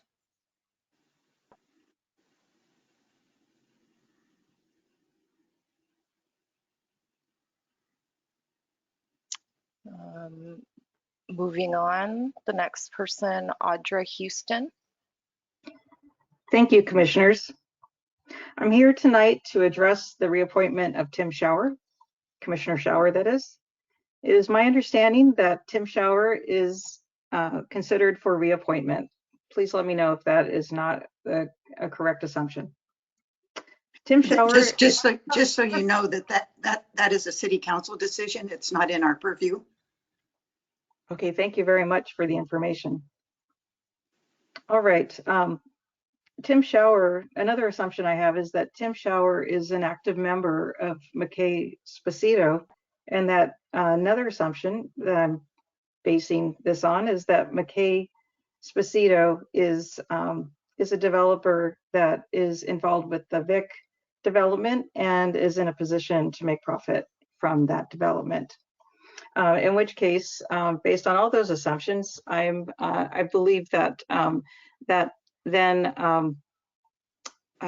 would leave one to conclude that there would be a conflict of interest considering all of that. A case in point with the VIC site that calls in question why the Vancouver Planning Commission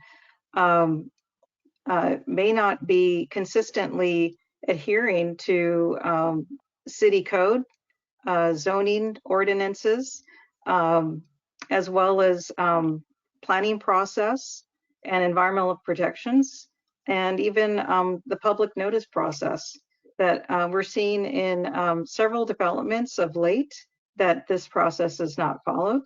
In the VIC site in particular, there was the SEPA process required that a forested tract of trees was specifically depicted in the open space plan and was required prior to finalizing the restated DA document.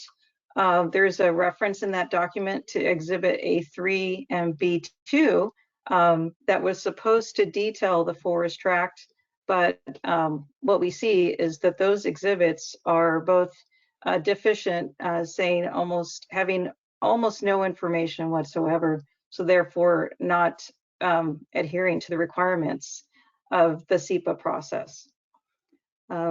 So with all of that, again, thank you for confirming that it's City Council consideration for Commissioner Schauer, but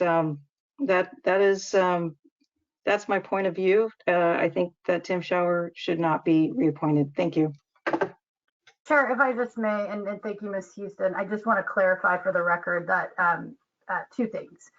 In addition to the fact that it's purely a city council decision for who is appointed to any boards and commissions, I do want to clarify that the Planning Commission almost always has members of the development community on it. They bring value and professional expertise that contributes to the group's decision making.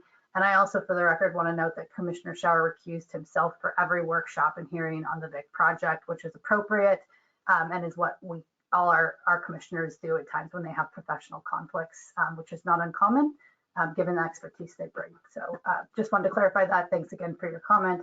We can move on, Sherry, to the next speaker. Thank you, Ms. Kennedy. The next speaker is Teresa Hardy. Good evening. My name is Teresa Hardy. Hilary Franz, the Commissioner of Public Lands for Washington, spoke to the Washington Forest Protection Association 2021 annual meeting about the challenges to the forest in the Washington state.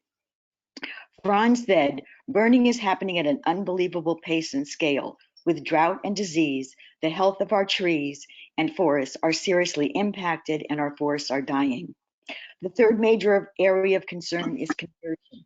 This is trees and loss of trees and forests to land use and development, which is also rapidly increasing. Franz went on to say, in Washington, we can't just talk about our forest, we have to take action. As a state, we need to be committed to keeping our evergreen state evergreen. We need to work collaboratively, and the goal should be to save our forests and communities. In closing, Franz said, we all rise and fall as one community and one state. Keeping this in focus, how do we look at the retention of the forested trees in Vancouver? As stated in the VIC document on under Planning Commission Expanded Parks Discussion, page 7, it says that there's 186 acre deficit of community parks, and additional 44 acres needed for neighborhood parks, allowing the VIC to only retain 13.6 acres out of 35 forested acres is not significantly addressing or mitigating the park impact. Whereas the total acres of the forested tract was really that 35 acres was never really publicly stated in any meetings, presentations, memos by the staff. However, in the Columbian classified section on May 27th, 2021, Brian Snodgrass, the principal planner, Vancouver Community and Economic Lead Agency, reviewed the economic checklist and determined that the proposals for the SEPA, for the VIC, did not have probable significant impact to the environment. How is removing 21 acres of mature Douglas fir not having a significant probable impact, adverse impact on the environment, given climate, heat, fires, conversion? Commissioner Schauer went on to praise after the park presentation update, praise the importance of our parks and their relevance to businesses. However, as the CEO of McKay Spacito, and we understand that yes, there are developers on the commission. However, he's the CEO of McKay Spacito, and he is on our planning commission, and our rec department went and got 13.6 acres out of 35 acres, and we're not. Ms. Hardy, are you wrapping up? Yes, and we're not to assume that that's not perceived as a conflict of interest. Thank you.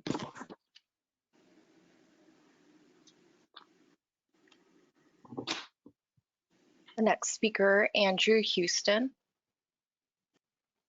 Hello, good evening. I'm Andrew, and I live on 49th Street in the West Minnehaha neighborhood. As with many neighborhoods of Clark County, what used to be multi-acre farms are now being parceled off into house farms. Perhaps this is inevitable, as we can't all have the privilege of living in a century-old farmhouse. However, my neighborhood is zoned as R9. R9 means a minimum lot size of 5,000 square feet. Yet these new developments going up, still classified as R9, have lots under 4,000 square feet. I've not looked at all of them, the data for which have only recently become available on the county GIS, but I'm not sure that any are over 5,000 feet. I'm not sure that any are following the rules. The plan for these new neighborhoods provided that significant tree and sensitive natural resources were to be protected. At first, this seemed to be the case. At first, when the area was being bulldozed, the big trees were roped off, just as the plan said. However, months later, they were all quickly taken down. This suggests that the developers were finally successful in weaseling their way out of the agreement. Presumably, zoning is supposed to mean something. Presumably, it's to protect the quality of the neighborhood. Clearly, it does not. developers are given a get out of jail free card to do whatever they want. So what's the excuse for this? We're told it's a housing crisis. But what crisis does this really solve? Clearly, a new $400,000 to $500,000 3-bedroom Cracker Jack house is no good for the increasing number of the unhoused. It does not do any good for the people of low income. Maybe it does help out those from out of state who would otherwise be looking at spending $1 million where they are now. Maybe it helps those looking for investment properties to rent out.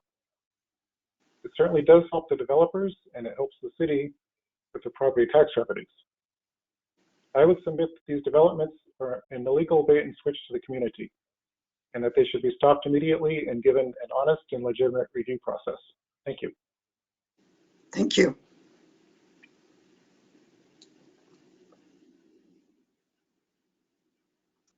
The next speaker, Meridian Green. Good evening. Thank you. I too am here because I'm started out looking at the situation at the Vic with the 35 acres of wooded area.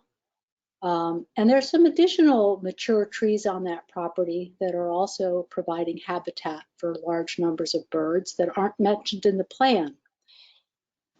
So as I try to get my head around what this planning process looks like, I'm frustrated because the math doesn't quite seem to work out about how 35 acres and 30% of it's going to be removed, and that leaves 19 acres. But if you take 30% of 35 acres, it would leave 25 acres. But it's kind of besides the point. The real question I have is, how can we be sacrificing some of the last areas where there is some bit of woods and some bit of nature, and the same places where there's huge amounts of development happening, and the need for that natural infrastructure, which is a thing, the places where the forests are, that forest is adjacent to a waterway, it's adjacent to Fisher's Creek. Doesn't seem to be well represented in this whole process of how development is occurring at this point. And I'm not sure exactly where that should be coming from, but it was interesting, Rebecca, when you mentioned that there are experts on the Planning Commission and that they bring areas of expertise. And I'm curious who on the Planning Commission is the expert in natural infrastructure and the expert in assessing the value of a place like that 35 acres on the Vic, because to me, it feels like that's been skipped. And we just can't skip it right now. We're in a climate crisis. We don't know which saplings will be planted where that are going to survive. We just don't know what's happening. Things are happening at a phenomenally scary pace. And we need to be taking every precaution in order to have a healthy and vibrant community in the future.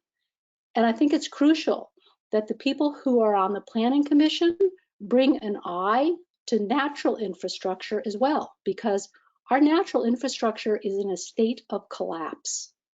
And we cannot build or pave our way out of it. We have to start addressing the intrinsic value of the natural world before we made a mess of it. And I hope that we can bring some of that to every single project that's underway in the city right now. Thank you for your time. Thank you. The next speaker is Jessie, and I'm sorry if I mispronounce last name, Marikilar. Jessie. Okay, moving on, Devin Rostorfer. And Devin let me know that she wasn't able to stay, but I will let the Planning Commission know that she did submit written comment that I forwarded to you, so we can move on to the next person. Okay, the next person, Glenn Young.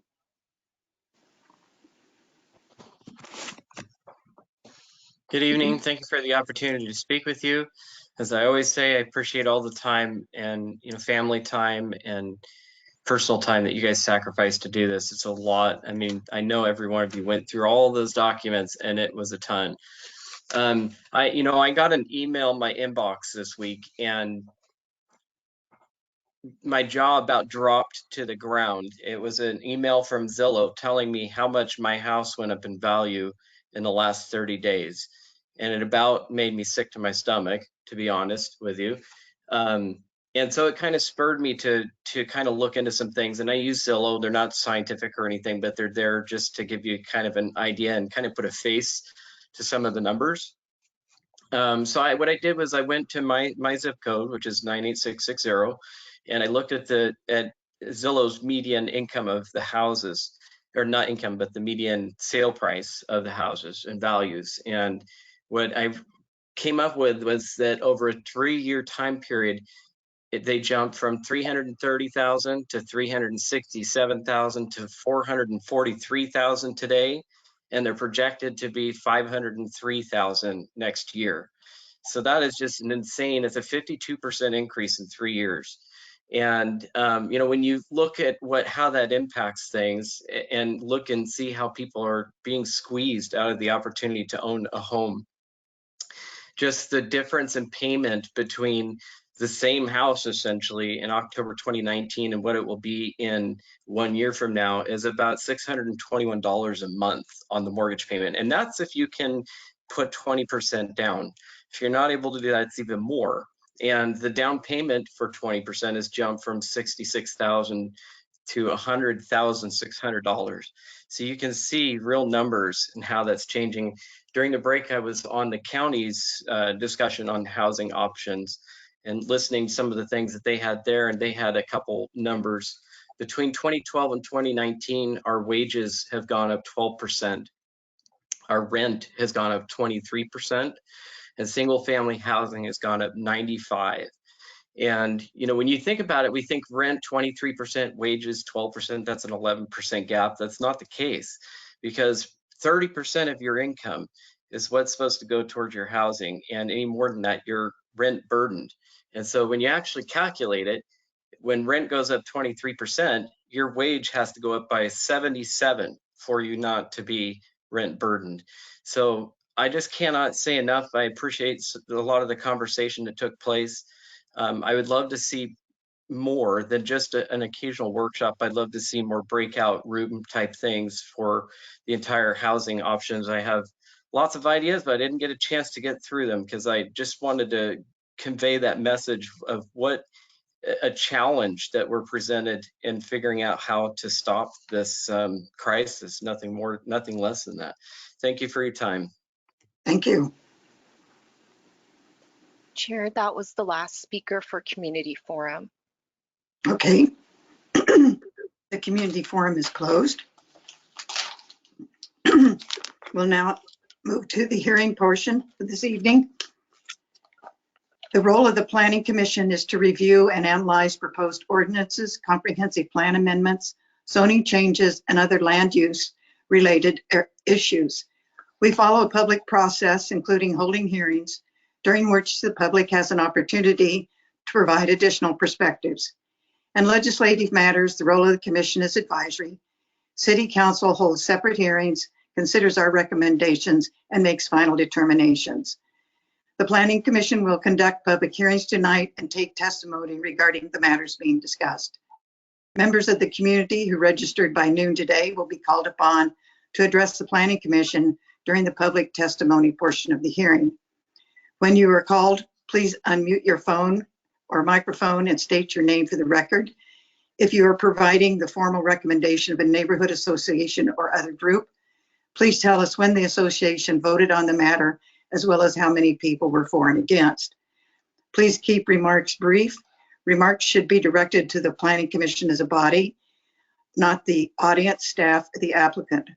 Please do not repeat testimony that has already been provided. As a reminder to my colleagues, please indicate when you want to be recognized. At the conclusion of public testimony, the applicant will be given an opportunity to respond, after which the public portion of the hearing will be closed. The commission will then deliberate and make a recommendation to council. Would anyone on the planning commission like to disclose any conflicts of interest on either item this evening? Before we begin the hearing, please ensure that your microphones are turned off and muted during the presentation. Thank you. We're up with our first hearing item. Great, thank you, Chair. I'll do a quick introduction. This item has gone before you in workshop format twice this year, once in March and once last month. Did take us some time to research and review updated standards in response to some of your feedback earlier this year. But we're bringing it forward now. And Brian Snodgrass, Principal Planner in Community Development, is here. And as earlier stated, the applicant, I believe, is on the phone as well to answer questions. Brian? Thank you and good evening. If I could have the next slide, please. We'll do a quick presentation before you. You've seen these materials twice this year, as Ms. Kennedy mentioned.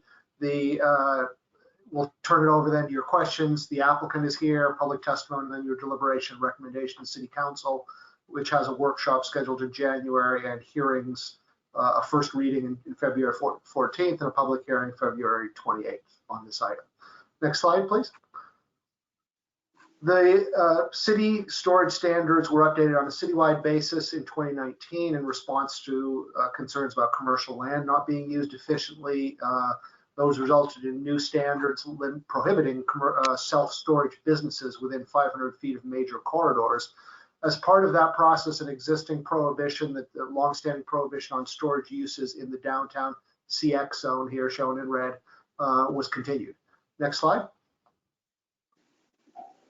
In 2020, last year, we did receive a private proposal to amend those CX standards to allow storage, but only in basements of downtown buildings. The applicant in this case, Randy Prince, who is with us tonight, expressed interest in doing that at one particular property, the Quinn building shown here at 911 Main.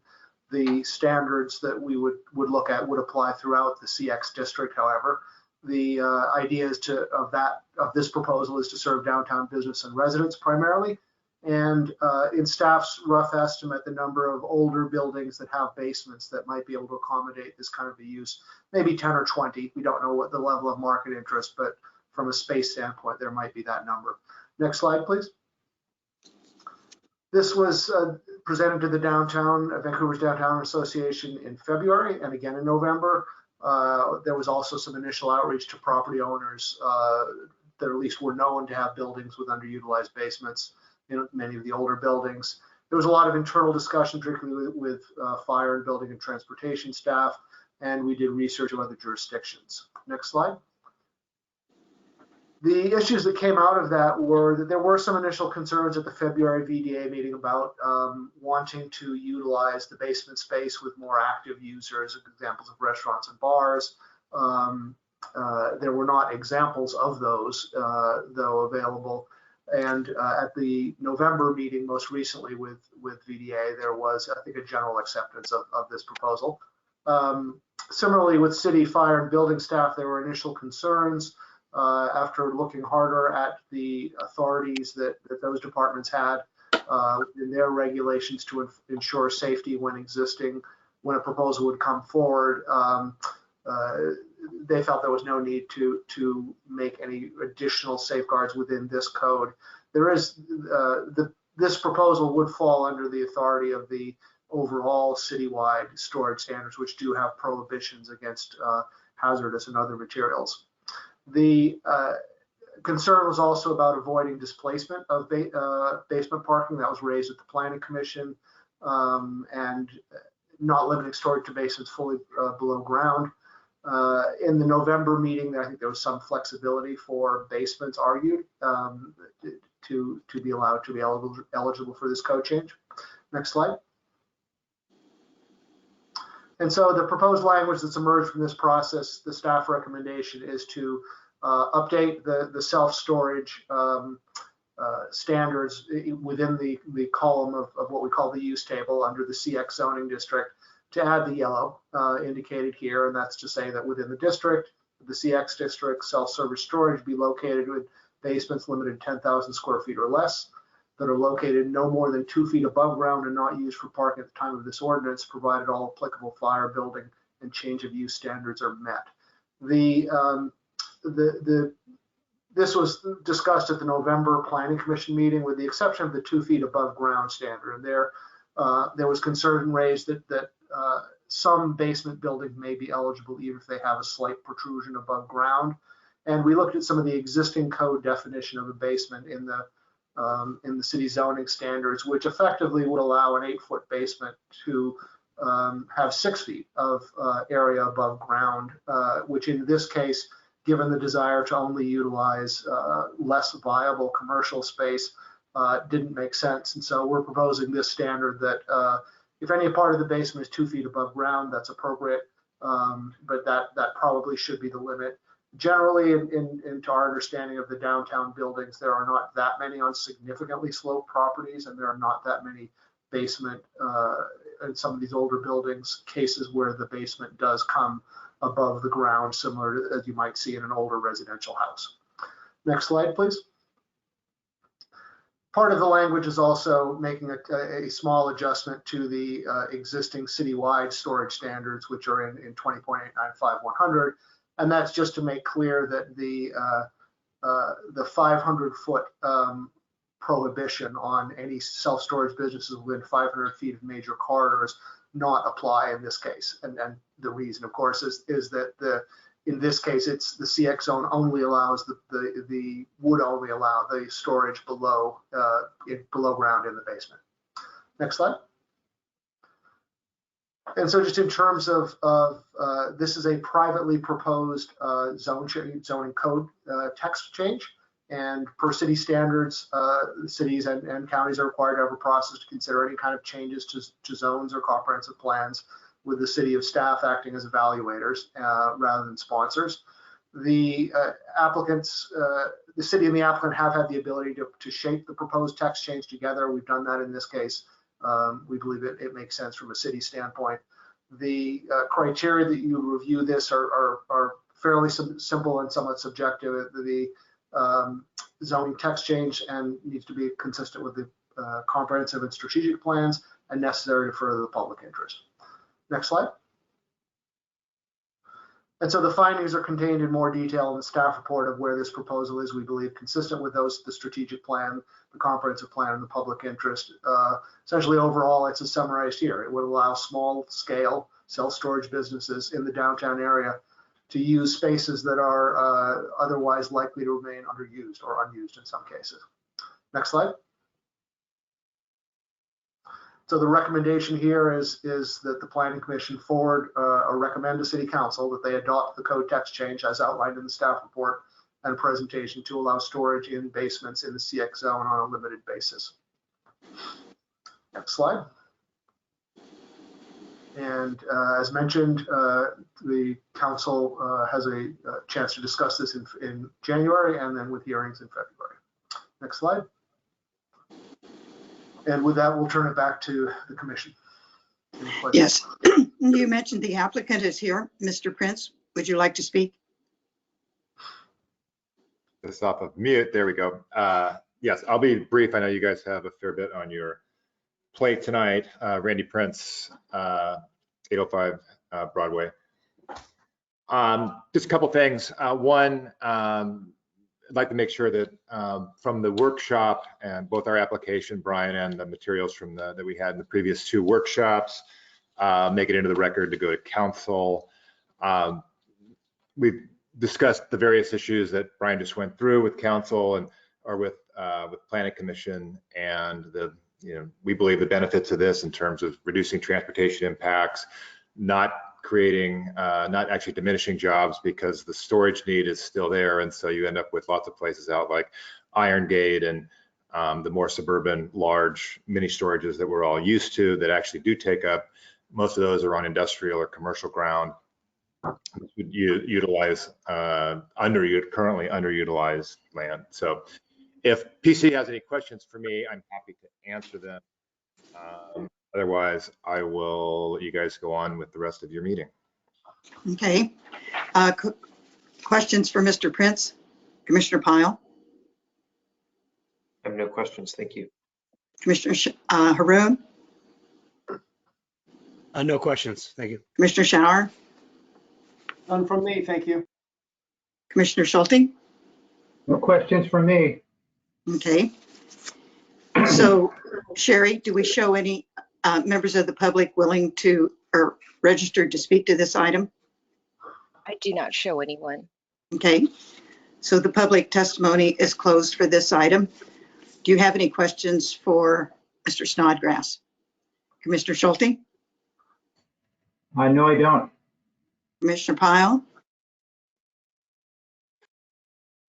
Brian, so the 2 foot above rule that was landed on because it was just it was basically viewed as not viable for another use up to 2 feet. Is that right?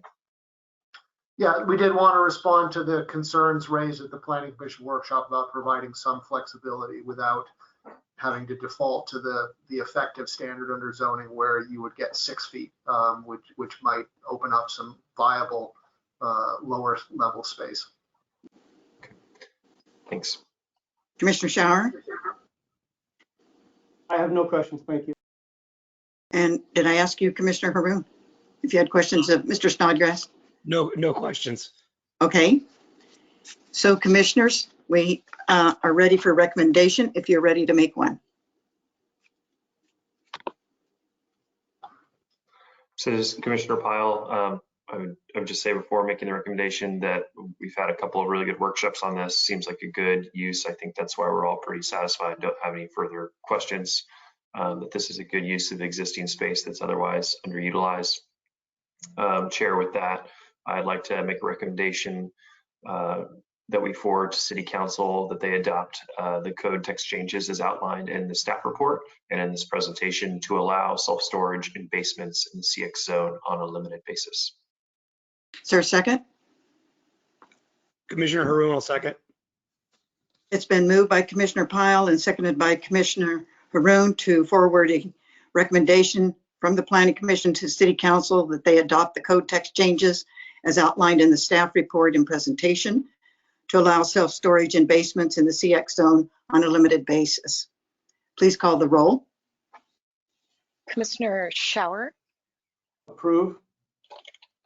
Commissioner Atkins,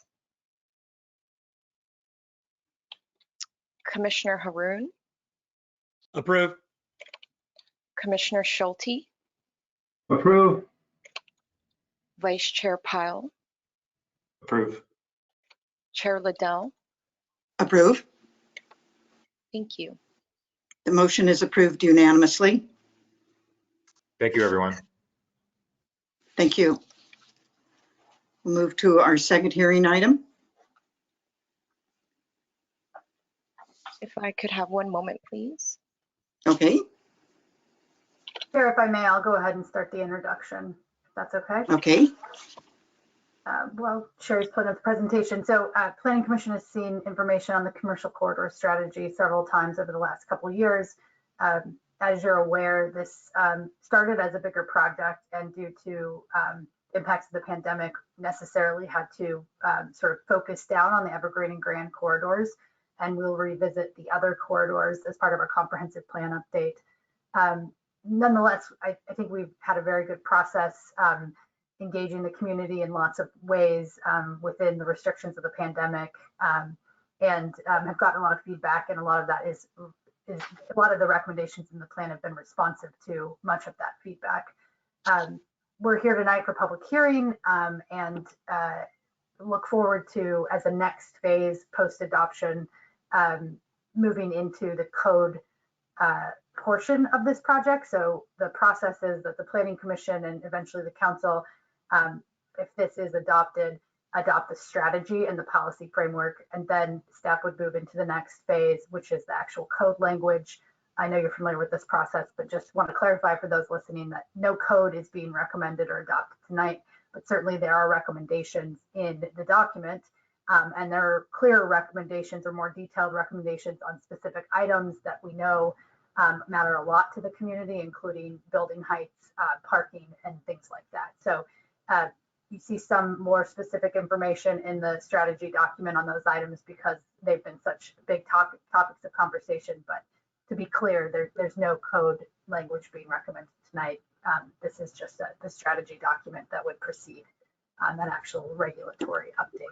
So with that, I'll turn it over to Brian Snodgrass, Principal Planner, and Becky Catino, Associate Planner, both in the Community Development Department. Thank you. And if I could have the first slide, please.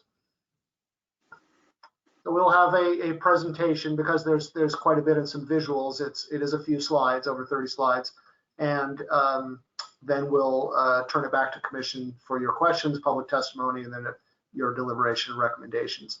Next slide. As Rebecca mentioned, this has been before the Planning Commission several times, listed here, and as well as City Council. I think there's been a total of 8 different communications between those two bodies. We've also had several communications with the public through an in-person open house in February of 2020, and then virtual open houses on 3 different occasions in August of 2020, and then February, and again in October of this year. Next slide. You've seen the map before. This is the study area involved, and the document's policy recommendations apply only within that study area. It's certainly recognized that surrounding areas and neighborhood areas and so forth are may have impacts, but the application of the policy direction would be on those corridor properties shown here. Next slide. And we've provided this summary before. I'll move relatively quickly through it. This was the February 2020 open house. I think we heard it was well attended, about 50 people. We heard concerns about both the private and public building environment, and then the state of some of those buildings, and a desire for a more local focus in much of the commercial activity. Next slide, please. In August of that year, we heard general agreement with some of the broad vision and goals being discussed. We heard more specific concern again about building conditions, also about traffic and public safety, and there were desire for upgrades on Evergreen and Grand Boulevards, and again, a local interest in commercial activity and public spaces. Some concern about adequate parking for retail and residential development. Next slide. Moving to February of this year, as more specific information was available, we heard that there was concern about the streetscape, or rather support for improving it, with sidewalks, greenery, and trees, interest in public gathering spaces, support for local oriented commercial activity, a concern we heard throughout the process, support for economic diversity and range of housing types, and concerns about higher density development, in some cases being out of scale or character, and wanting adequate parking for that. And at the northern end of the area we call the BRT hub, and we'll see maps shortly, support for a grocer if possible, and on Evergreen, support for some ground floor commercial, and concerns about building heights. Next slide.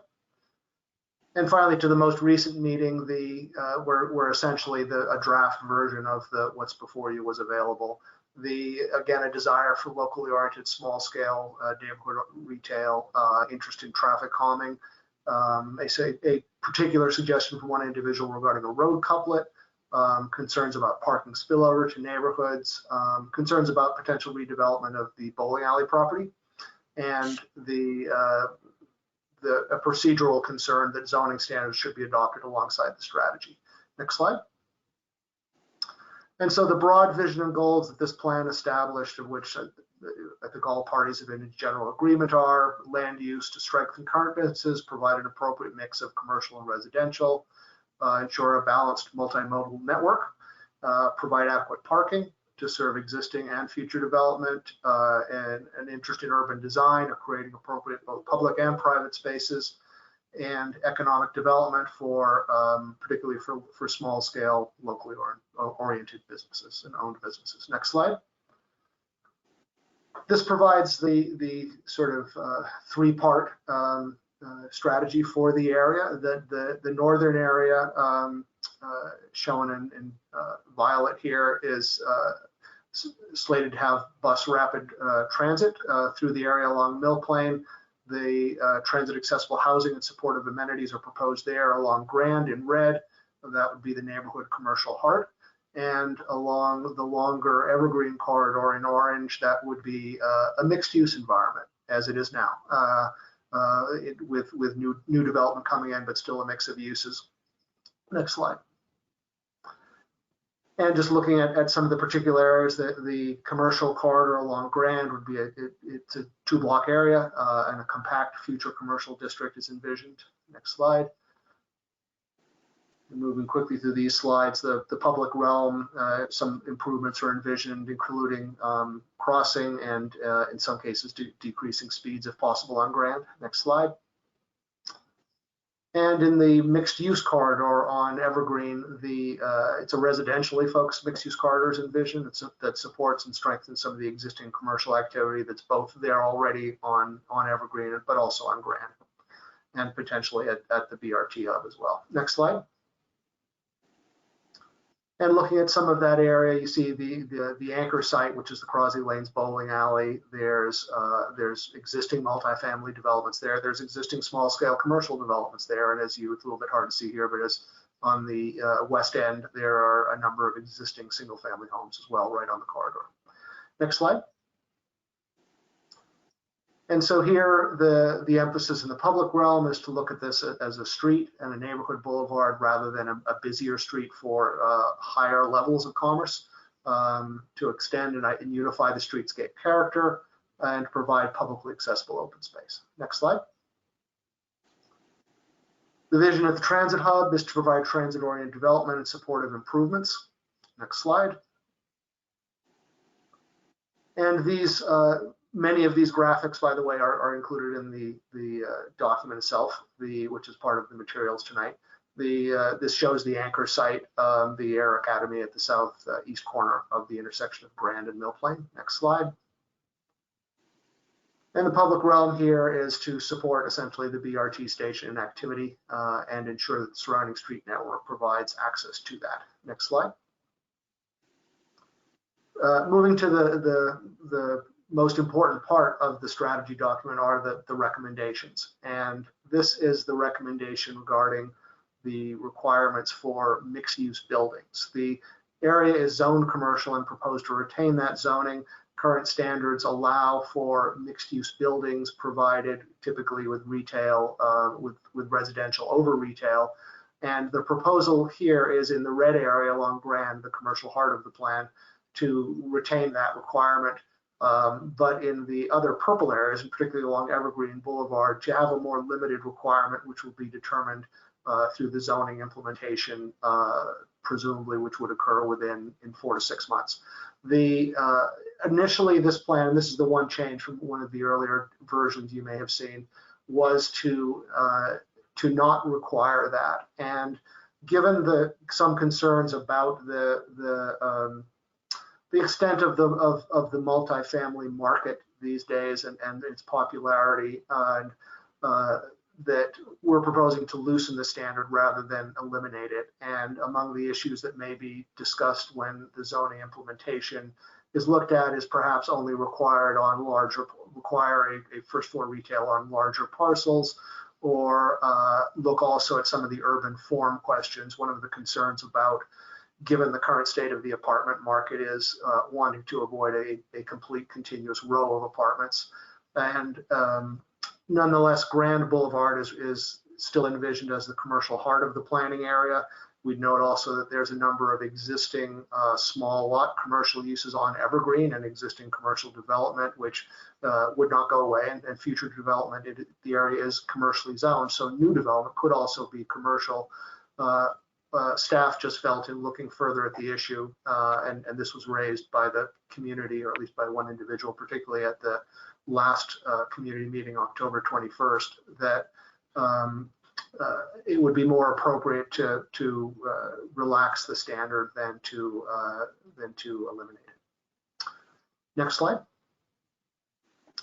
Building heights, and this is the subject of a couple of letters that are in the record. We have posted on the site, just for the record, or I believe 3 of the more recent input we've received letters since November.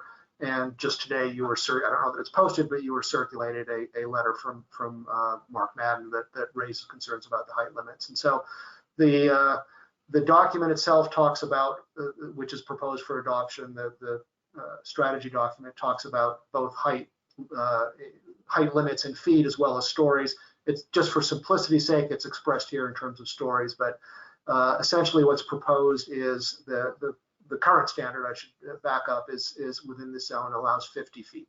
And so that is essentially consistent with a 4-story building. So the proposal here is to raise that in some places and lower that in other places. And so a 5-story standard, which could go as high as 65 feet, is proposed on the at least the east side of the BRT hub. You can see the 2 orange properties there. The red area, which encompasses the most of Grand Boulevard and a good deal of Evergreen as well, is proposed to maintain the current 4-story limit, approximately 50 feet. The violet area or pink area is proposed to be shortened to 3 stories, which typically is at least in a residential context, often 35 feet. So that's one of the recommendations. I think we'll probably receive some testimony on that tonight. Next slide, please. Parking, and this recommendation has been throughout the process and it hasn't changed and has not been, although parking as a general concern has been raised, there haven't been specific input regarding the numbers involved here. The proposal is to allow 1 space per 1,000 square feet of floor area for commercial uses. For residential uses, 1 space per dwelling unit. That would apply to both single and multifamily new development. And excuse me, in those cases where it is a mixed-use building, to eliminate the minimum parking requirements for ground floor retail uses. Next slide, please. As part of the concern about the street front activity, there's a recommendation for an active edge. There's a photo on just in the lower right here of what that might look like, but the recommendation is essentially that have a maximum setback of 0 to 5 feet at the ground floor, regardless of building height, and establish front door access and minimum ground floor transparency requirements for both commercial and residential uses. Next slide.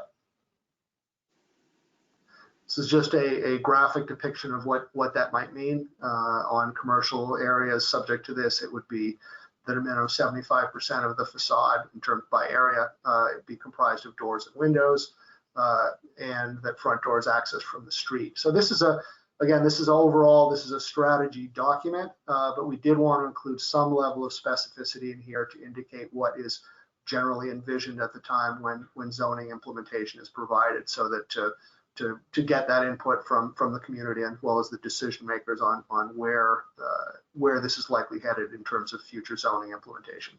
Next slide. And so these are just photos of what that would look like, and as you can see, there's an emphasis on transparency. Next slide.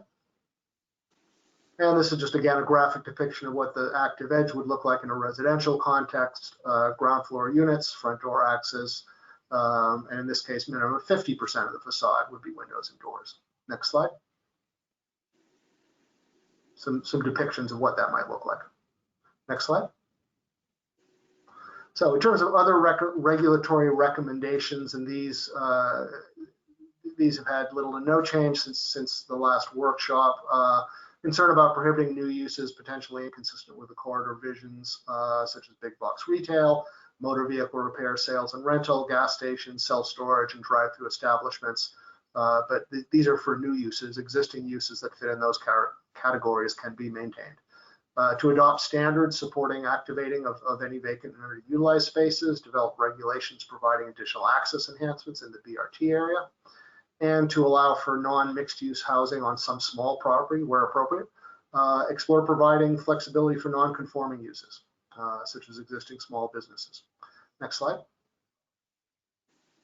Rounding out the regulatory recommendations, and these are paraphrased from the document, but I think they fully capture what the strategy document says about these.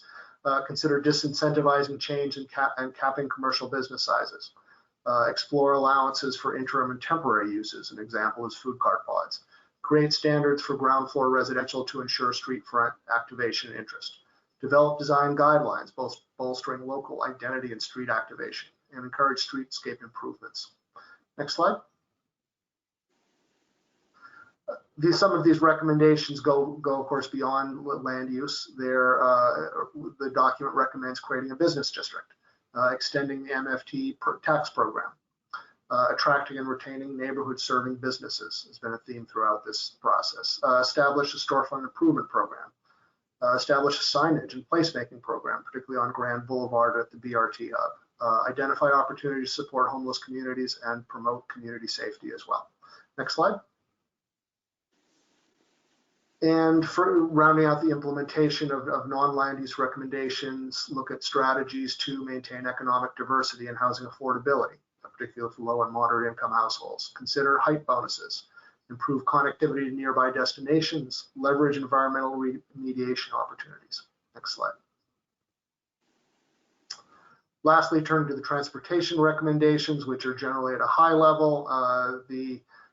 Through the current process of updating the transportation system plan, a citywide transportation system plan, which is the public outreach of that is the Vancouver Moves project.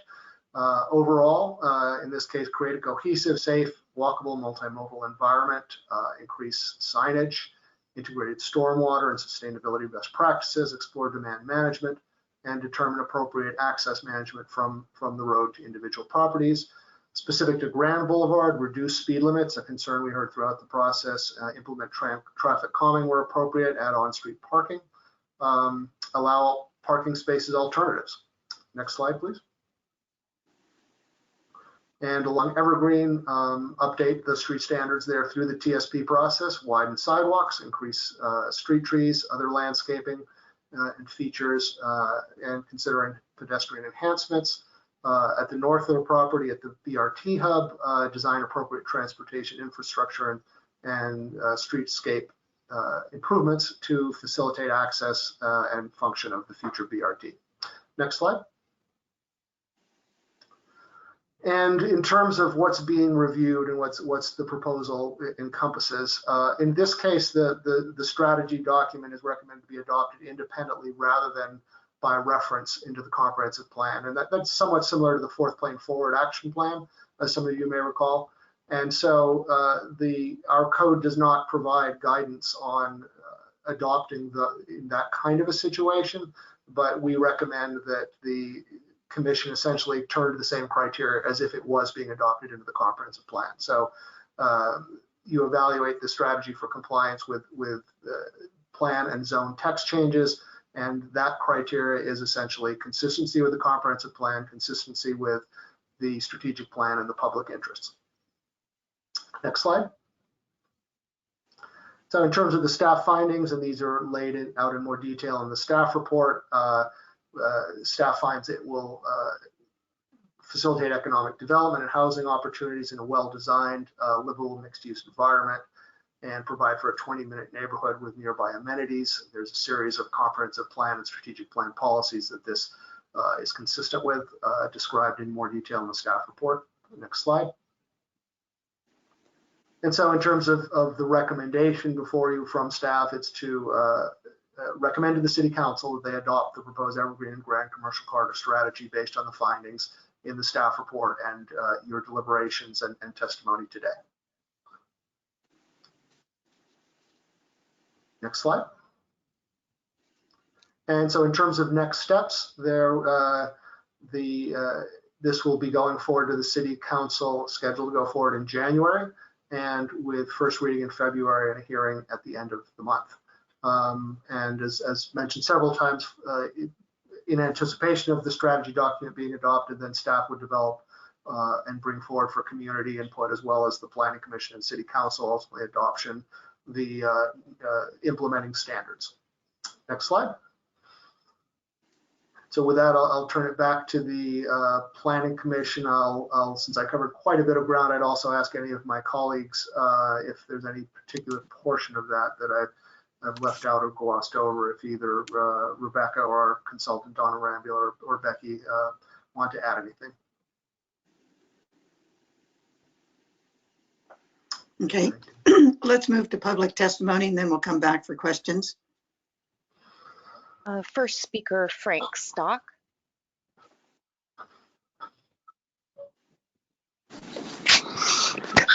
I'm just getting to my spot. Give me 1 second. Can you hear me? Yes. Well, thank you. Good evening, Planning Commission. I just have a couple notes. I realize that you guys have been working on this strategy for a couple of years, it seems. And we're a little bit late to that, but let's give you a little history for our company. We've worked with Vancouver for about 7 years. We've done 10 successful projects here in Vancouver. We've built over 300 multifamily residential units. We've worked well with the neighborhood associations, and we have an interest in this Evergreen Boulevard, Crosley Lanes bowling alley site.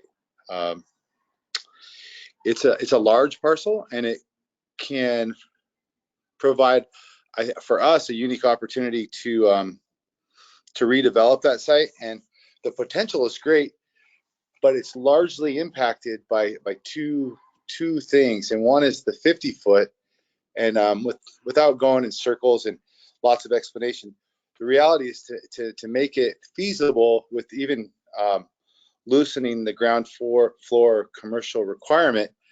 It's a large parking, one-to-one it's a lot, and in order to get parking to meet that standard, we would need to have 5 floors and somewhere between the 55 and 65 foot mark.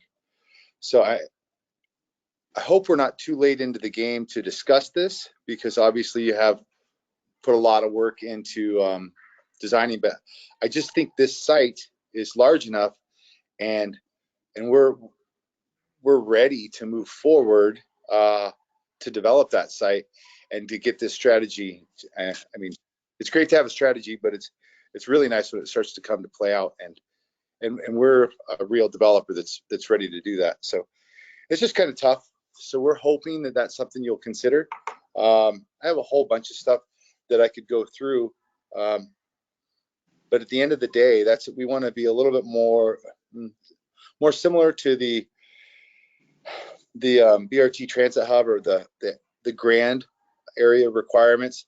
And maybe it's not the whole Evergreen Boulevard that you'd allow that for, the height restriction and the floors, but maybe this site being an anchor on that end of Evergreen, we think it would be a great add to that neighborhood and this whole strategy. So I'm open to questions, and I'm kind of hoping to hear some feedback if that's truly something that you will consider, because the reality is, if you can't get the 5th floor, then we can't make it feasible, and that's okay. I mean, but we really want to kind of know if that's possible or if it's not. So Okay. Stay tuned. You've had your say now. We'll go to the next person, and stay available, and we'll go to the next speaker. Okay. The next speaker is Jean Belante.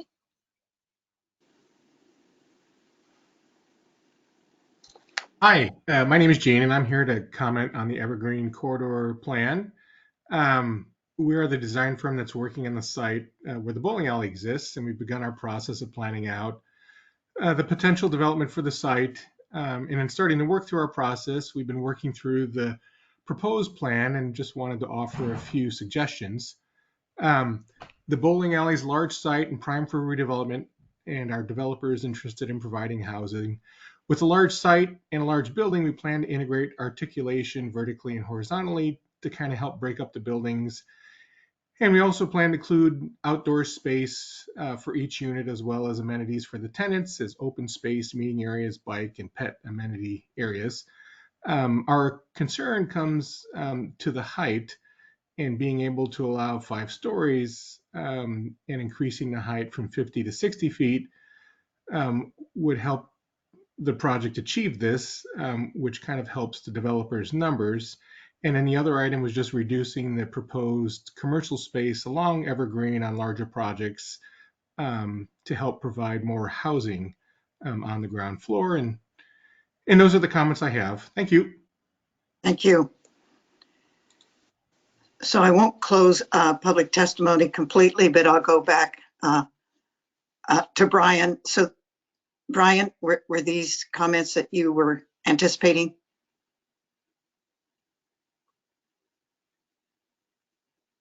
Unmute, Brian. Were these comments you were anticipating? Yes, yes, they were, and they were reflected in some of the earlier comments and discussions with the bowling alley owners, the Allens. So I'll go around to my colleagues. Commissioner Shower.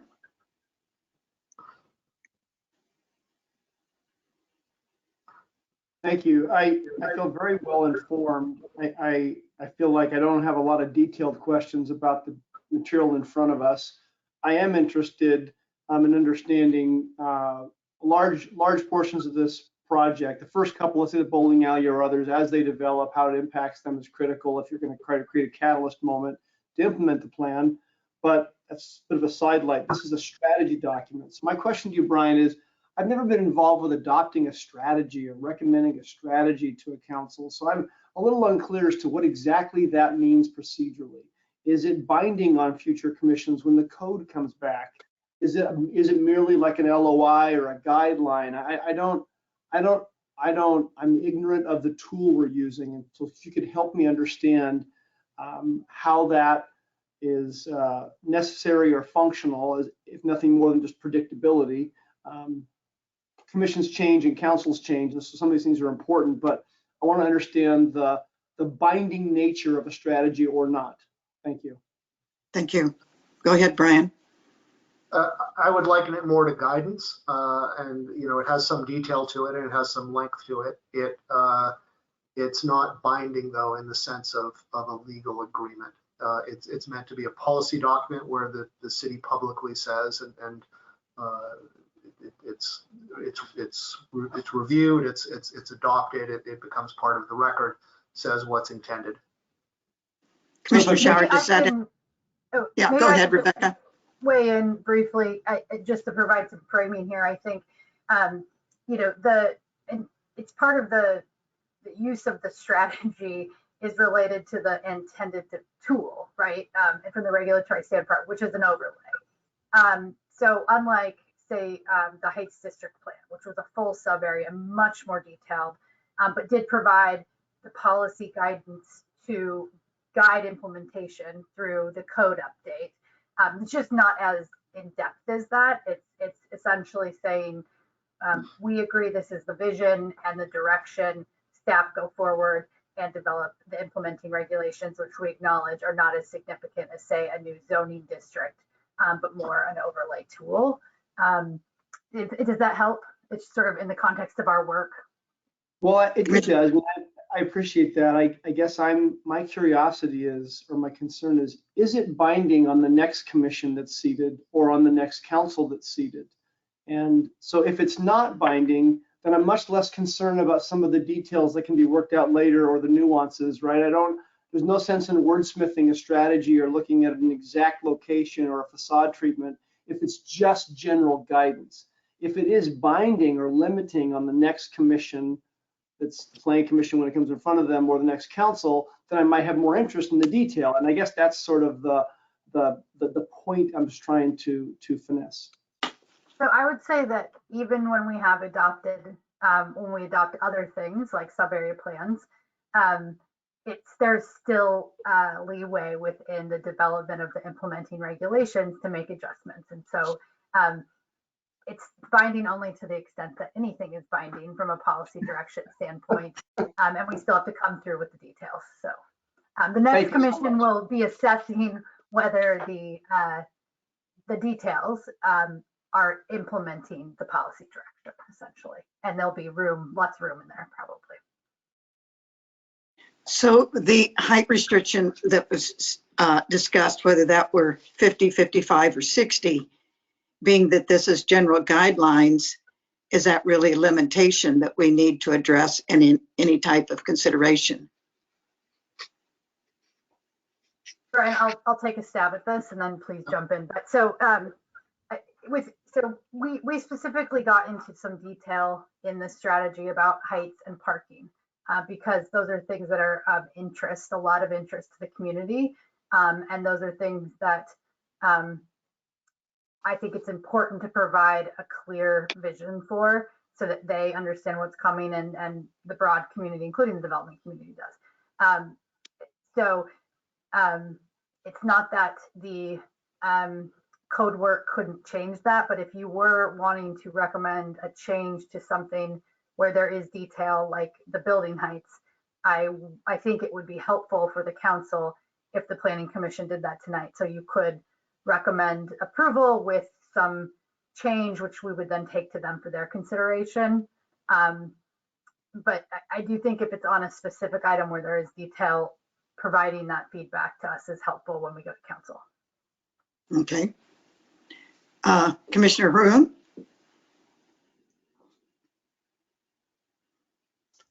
Yeah, so to follow up on the building heights, I guess, Brian, my question would be, was the 50-foot mark a specific calculated height that that staff came up with, I guess, a strong reasoning versus 55 feet or 53 feet? Is that?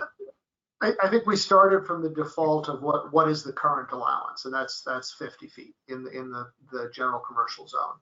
Okay. And from that, it was clear that the most intensive development, the most appropriate spot for the most intensive development was in the BRT hub at the north end. And so that's why that was recommended to go to as high as 65, to go to what's typically 5 stories. There were other portions, particularly on Evergreen, where it made sense to staff to recommend a lower number. And so those were typically 3 stories. And so in other areas, it seemed most appropriate to stick with the existing standard. 5 feet is not that much difference, but it is a difference between raising the height limit from what it currently is, or keeping the current height limit. And so we thought in those areas are most appropriate to keep it. And is there any intent or caveats on, I know we had this on the heights, if you're adding solar panels, if that's included in the height, or screenings for HVAC equipment, if that's included in the heights, or dog houses for elevators? We haven't gotten there yet. I would ask, I see Mark Person from Development Review is on the call. He could perhaps elaborate how our current standards handle that, but that's probably a level of detail we'd need to look to the implementing code later on to write. And I'm fine with that. I'm just, trying to get context here. The next thing is, I think, especially with some of this particular development, the maintaining the commercial and the active engagement on the street side, and having very strong, robust design standards I would say is very important to maintaining the nature of that, because it would take one project that didn't do that, that could, I think, have some pretty negative impact from the overall vision. So that would be my comment there. Hey, Brian, this is Don Arangelo, the consultant tonight. Sorry, hold on really quick. We're hearing music from someone. And now it's stopped. Okay. So, and why would Mr. Angelo be talking to this? What I think had to deal with the height of what we consider. Don, I believe that you have a video, or someone has a video playing in the background that we are hearing. I don't have anybody in here except me in the office. So I'm not quite sure. Everybody try muting themselves.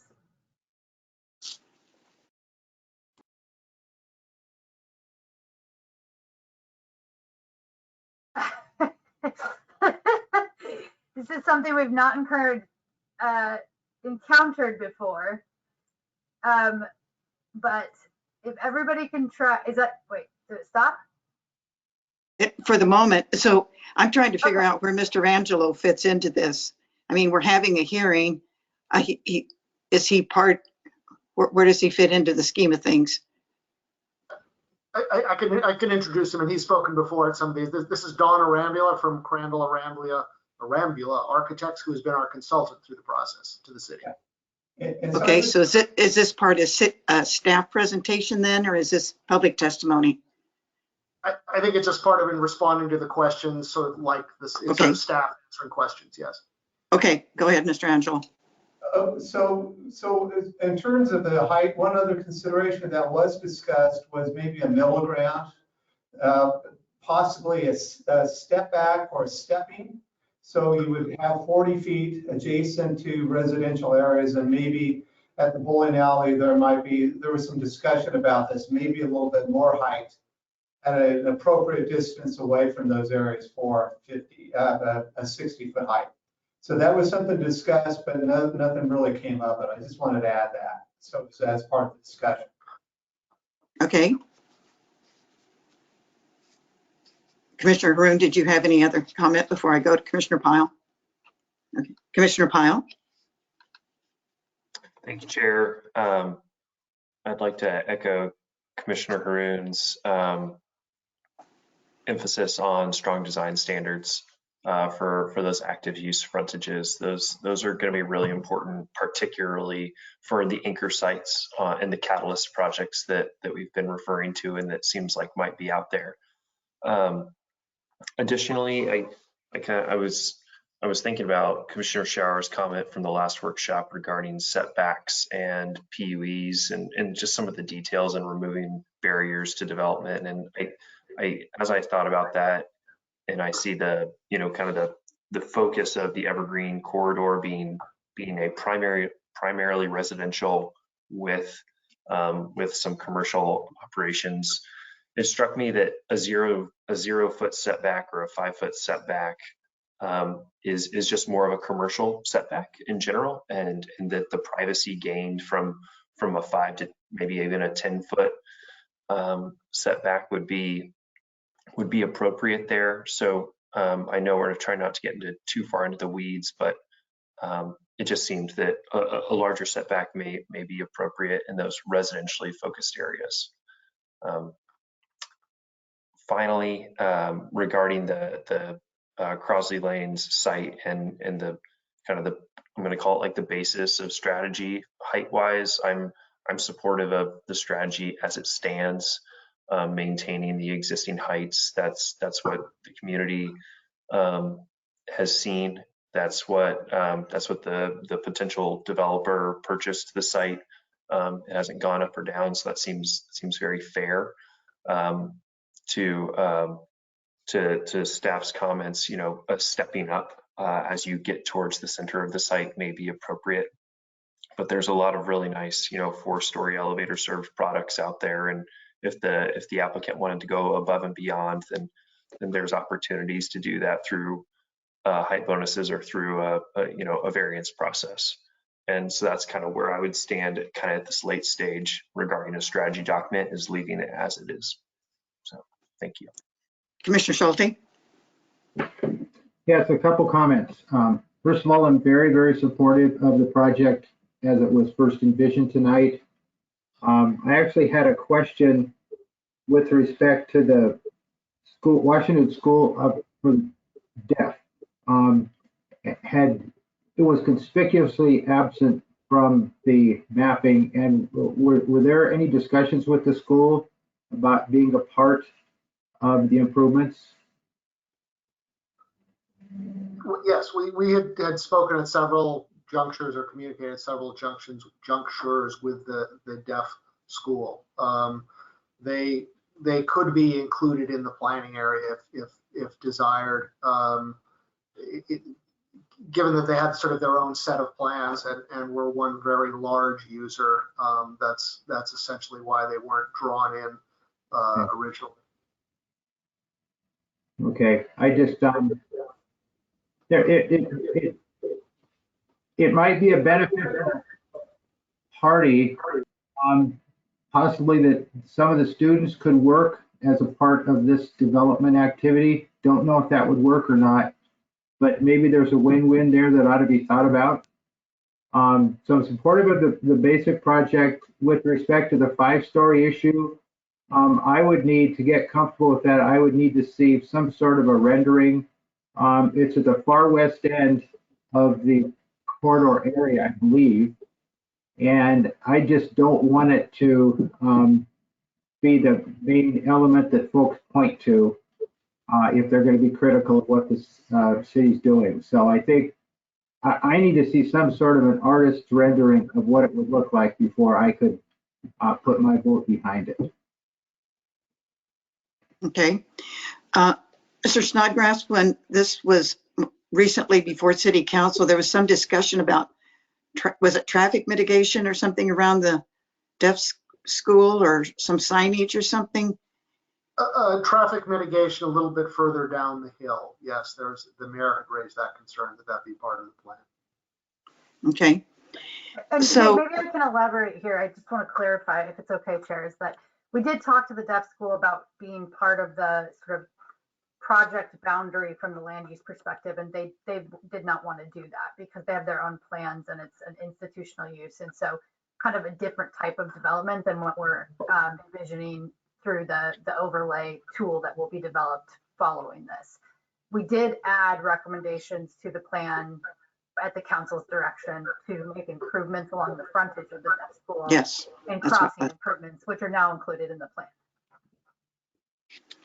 So having heard from my colleagues, I will close public testimony. Thank you both for joining us, the members of the public there.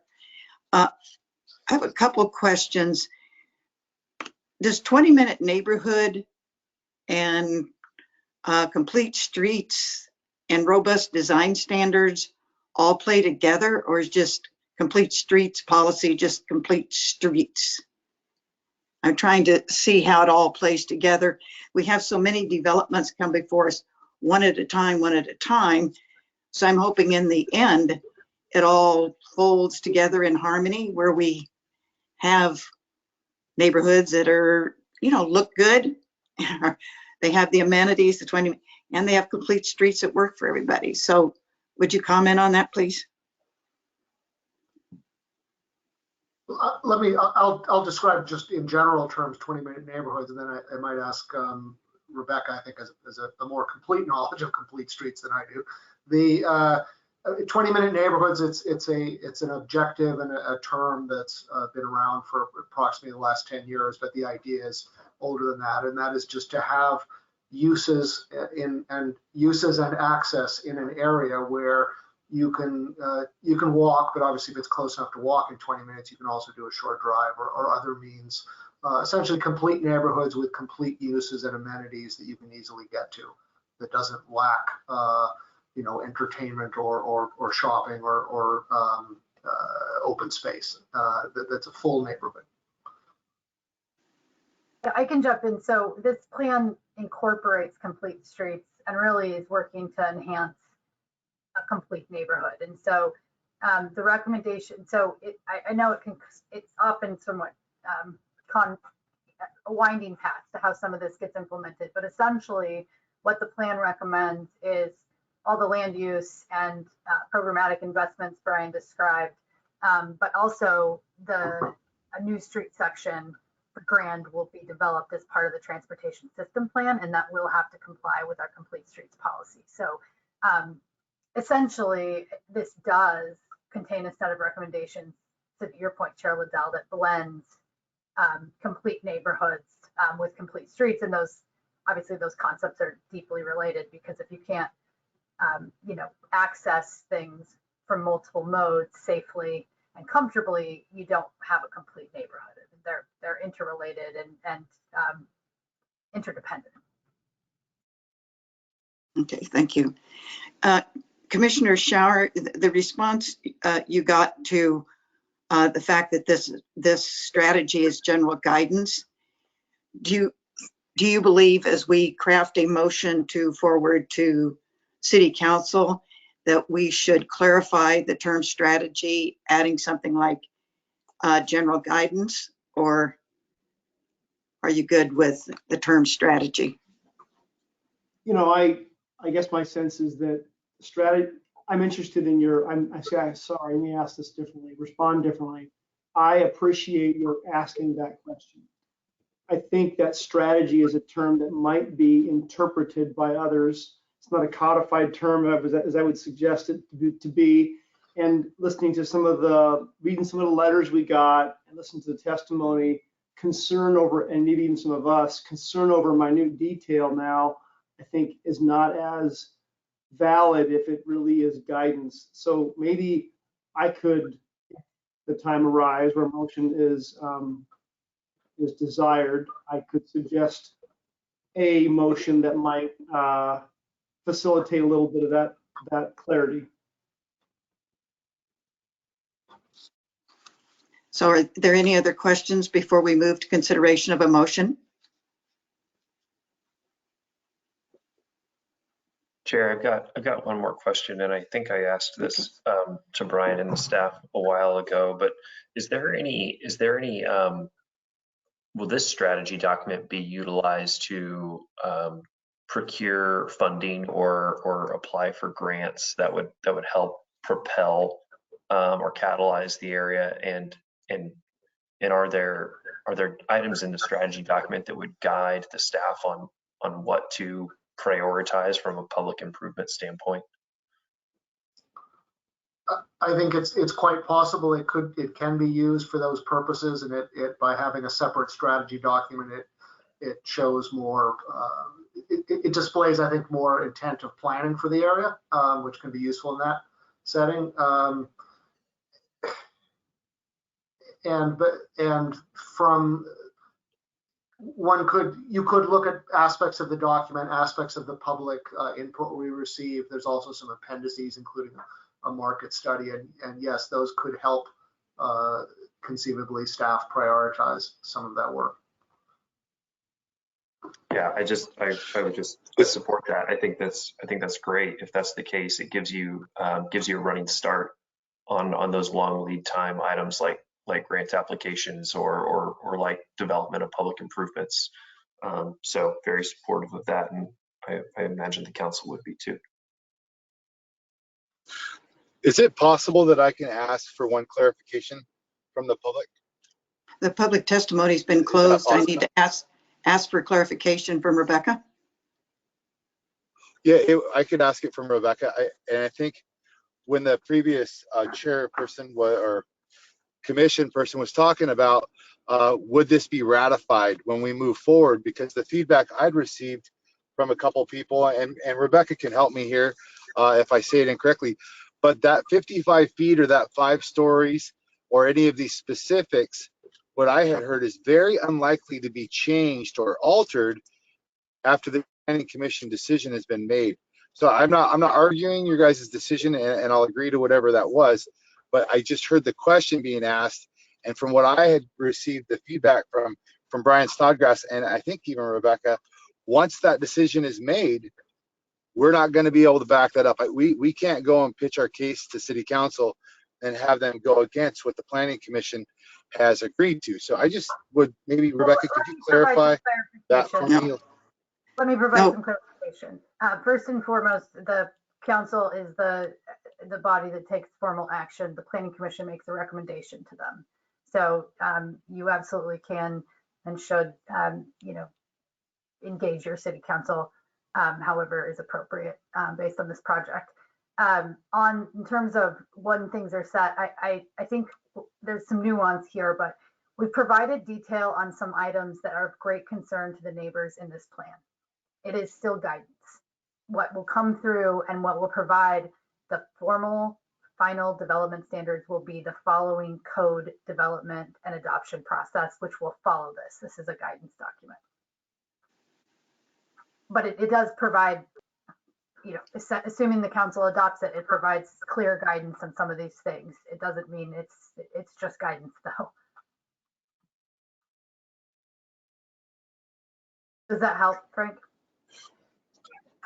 Yeah, that was very helpful. I was just, and if that's kind of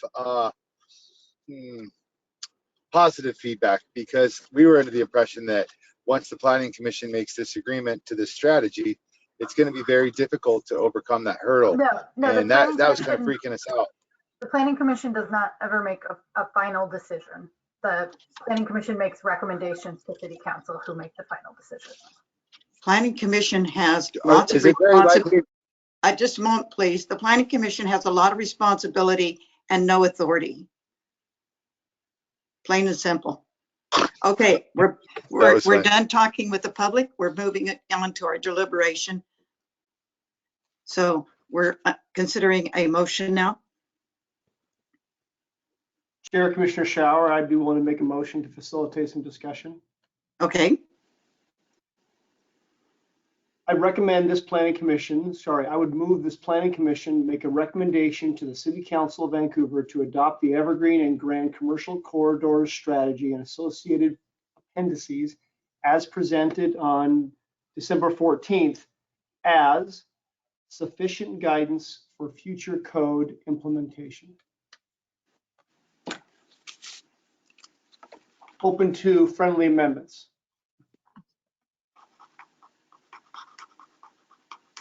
I don't have a friendly amendment. I would second that motion, Chair. Okay. So I'm going to get this straight here. Commissioner Shower has moved that the Planning Commission recommend to City Council that Council adopt the proposed Evergreen and Commercial Corridor strategy based on findings and recommendations contained in the staff report and our deliberations this evening, with the document serving as sufficient guidance. Help me out here, Tim. Sufficient guidance for future code implementation. For future code implementation. And has it been seconded by Commissioner Pyle? Please call the roll. Commissioner Shower. I don't think we had discussion. Oh, sorry. Go ahead, Tim. I just wanted to make sure that procedurally we had Chair, apologize. We had a motion and a second, but did we pause for discussion before we vote? I just want to make sure we get it all dialed correctly. Yes, that's why I said, do you have something you want to add? I do not have anything to add. I just wasn't sure you missed a step or not. My apologies. Commissioner Pyle? Commissioner Pyle? No, nothing to add. Thank you, sir. Commissioner Schulte? I support the proposal. Commissioner Haroon? Nothing to add. Okay. Please call the roll. Commissioner Shower. Approve. Commissioner Haroon. Approved. Commissioner Schulte. Approved. Vice Chair Pyle. Approve. Chair Liddell. Approve. Thank you. The motion is carried unanimously to be forwarded to City Council for City Council consideration.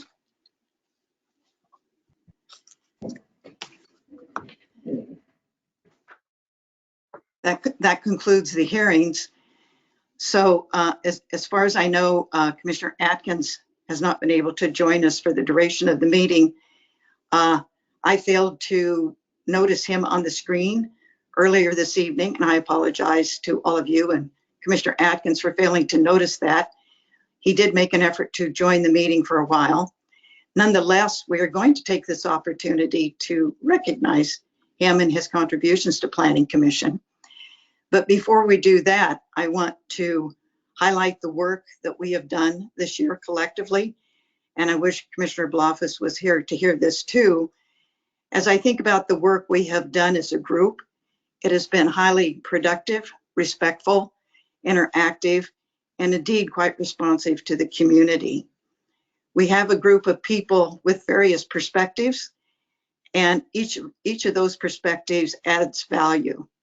I know sometimes people think that we serve our own self-interest, but from my point of view, each of us has used our individual expertise to benefit the community, and the community is better for it. This last year, this group we have here, plus Commissioner Blofeld and Atkins, has helped influence the development of hundreds of acres of development in Vancouver. We have forwarded a recommendation regarding the District Heights plan and the District Heights regulations. The Vancouver Innovation Center, a significant number of acres on Section 30, and numerous rezones. And I believe all of us in this group also, it should be noted, grappled with some significant issues such as the Human Services Siting Ordinance and the park impact fees. I just want to say it is a pleasure to work with all of you, indeed a privilege. And you will have an opportunity to say some things at the end of this evening too, but I want to turn it over to Rebecca for some general remarks in praise and gratitude of Commissioner Atkins. Then I'll say something and then I'll ask each of you to weigh in. Thank you, Chair Liddell, and I would echo those comments on behalf of staff. We are very, very appreciative of the time and talent you all dedicate to this work. We do it for a living, you do it as volunteers, and we appreciate it. We know it's a sacrifice and a lot of time and sometimes literally hundreds of pieces of paper. Chair Liddell did a very good job of talking about some of the significant things that we've heard and that Commissioner Atkins has lent his expertise to. I wanted to bring up maybe some of the more mundane things, but really important things for livability in the community and for the function of this organization. So Commissioner Atkins was on this board for 4 years. He decided not to seek reappointment to focus on important things like family and family time. But I do want to note that he and this group weighed in on items like domestic animal limits, which Brian, we joke, still needs to go to therapy for, in the process that was. We updated our Planning Commission bylaws to reflect our practices, which is good. It provides transparency and clarity for the community, and we all work together on that. We updated self-storage regulations, the Shoreline Master Program, changes to all impact fee vesting, and as Chair Liddell mentioned, a lot of text changes and zoning designation changes to facilitate things like affordable housing, compact development, 20-minute neighborhoods. And I'll also say that during this time, we did form the Transportation and Mobility Commission, which is now essentially working in complement with the Planning Commission, looking at transportation issues, but recognize that for a long time, the Planning Commission also looked at those in an advisory capacity, such as the Transportation Improvement Plan and our Complete Streets program, which essentially meant you all were pulling double duty for some years. And so want to thank you for that. In terms of Commissioner Atkins, Jim has just been a tremendous asset. He has been thoughtful. He has brought his expertise to bear for the public interest. It was a real privilege and a pleasure to watch him turn his deep knowledge of development to look with a critical eye on proposals that came before you. And I really think and strongly believe that he influenced things in a better way, as you all did. And we're sorry to see him go. So I know you're not here, Jim, but we will miss you and we thank you for your service. So I want to add my thanks to Jim. He has invested his time, his expertise consistently.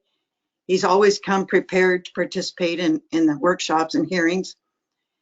With his extensive background in development, he was able to press applicants quite vigorously at times for not only details and commitments, but to set high expectations and build in accountability measures. Sometimes, in fact, Jim was so busy pressing them, he couldn't wait his turn and he'd pipe up too soon. I wish he'd have piped up tonight. But all that made him an endearing and competent commissioner. There is no doubt in my mind that Jim Atkins' scrutiny was the way he leveraged his expertise for the benefit of this community. You heard it said, it takes one to know one. When you're a developer, you really know where the pressure points are. He did that and he did that well. The community is better for it. I will miss him and maybe we'll see him back in some form or another. So I'll go around to each of you to see if you have any comments regarding Jim or regarding the year we've spent together. Commissioner Schulte? Yes, I have three different comments. The first thing I want to say is that I can't wait until we can meet in person sometime soon, I hope. Because I've missed my planning commission friends and members and sitting in the big long table room across from each other and then taking appropriate precautions. I'm just looking forward to that in a big, big way. I think it's going to be good for us. But with respect to Jim Atkins, two different ways he struck me. First is he had this depth. He knew planning, he knew engineering, he knew permitting, he knew construction, he knew management. He had a solid block of skills that I think really helped Planning Commission. And the other thing that I noticed, maybe others didn't, he didn't hesitate to provide a dissenting opinion on something. If it wasn't going to work for him, he would say no, and then he would explain why. And I think that broadened our viewpoints in listening to what he had to say and why he said it. And I think that's good for Planning Commission. So again, the two different things, his technical background and his dissenting opinions, I enjoyed. Thank you. Commissioner Pyle? Thanks, Chair. I think y'all have said it about Jim. Real firecracker on the dais there. And on the year as a whole, I just want to thank the staff. I feel like we have top-notch staff here at the City of Vancouver, and I've worked with a lot of them. And these are some really competent folks. And everything, all the time, all the hours that we've put in has been informed and guided by their work that's come before us. So thank you, Rebecca. Thank you, Brian, and thank you to all the staff that y'all brought along with you. And finally, Chair, well chaired all year. Had some engaging meetings with the public and with applicants, with staff, and you've showed class and composure throughout all of it. So thank you for another excellent year of helming this boisterous commission. Commissioner Haroon? No, I agree. I think it's been a great year.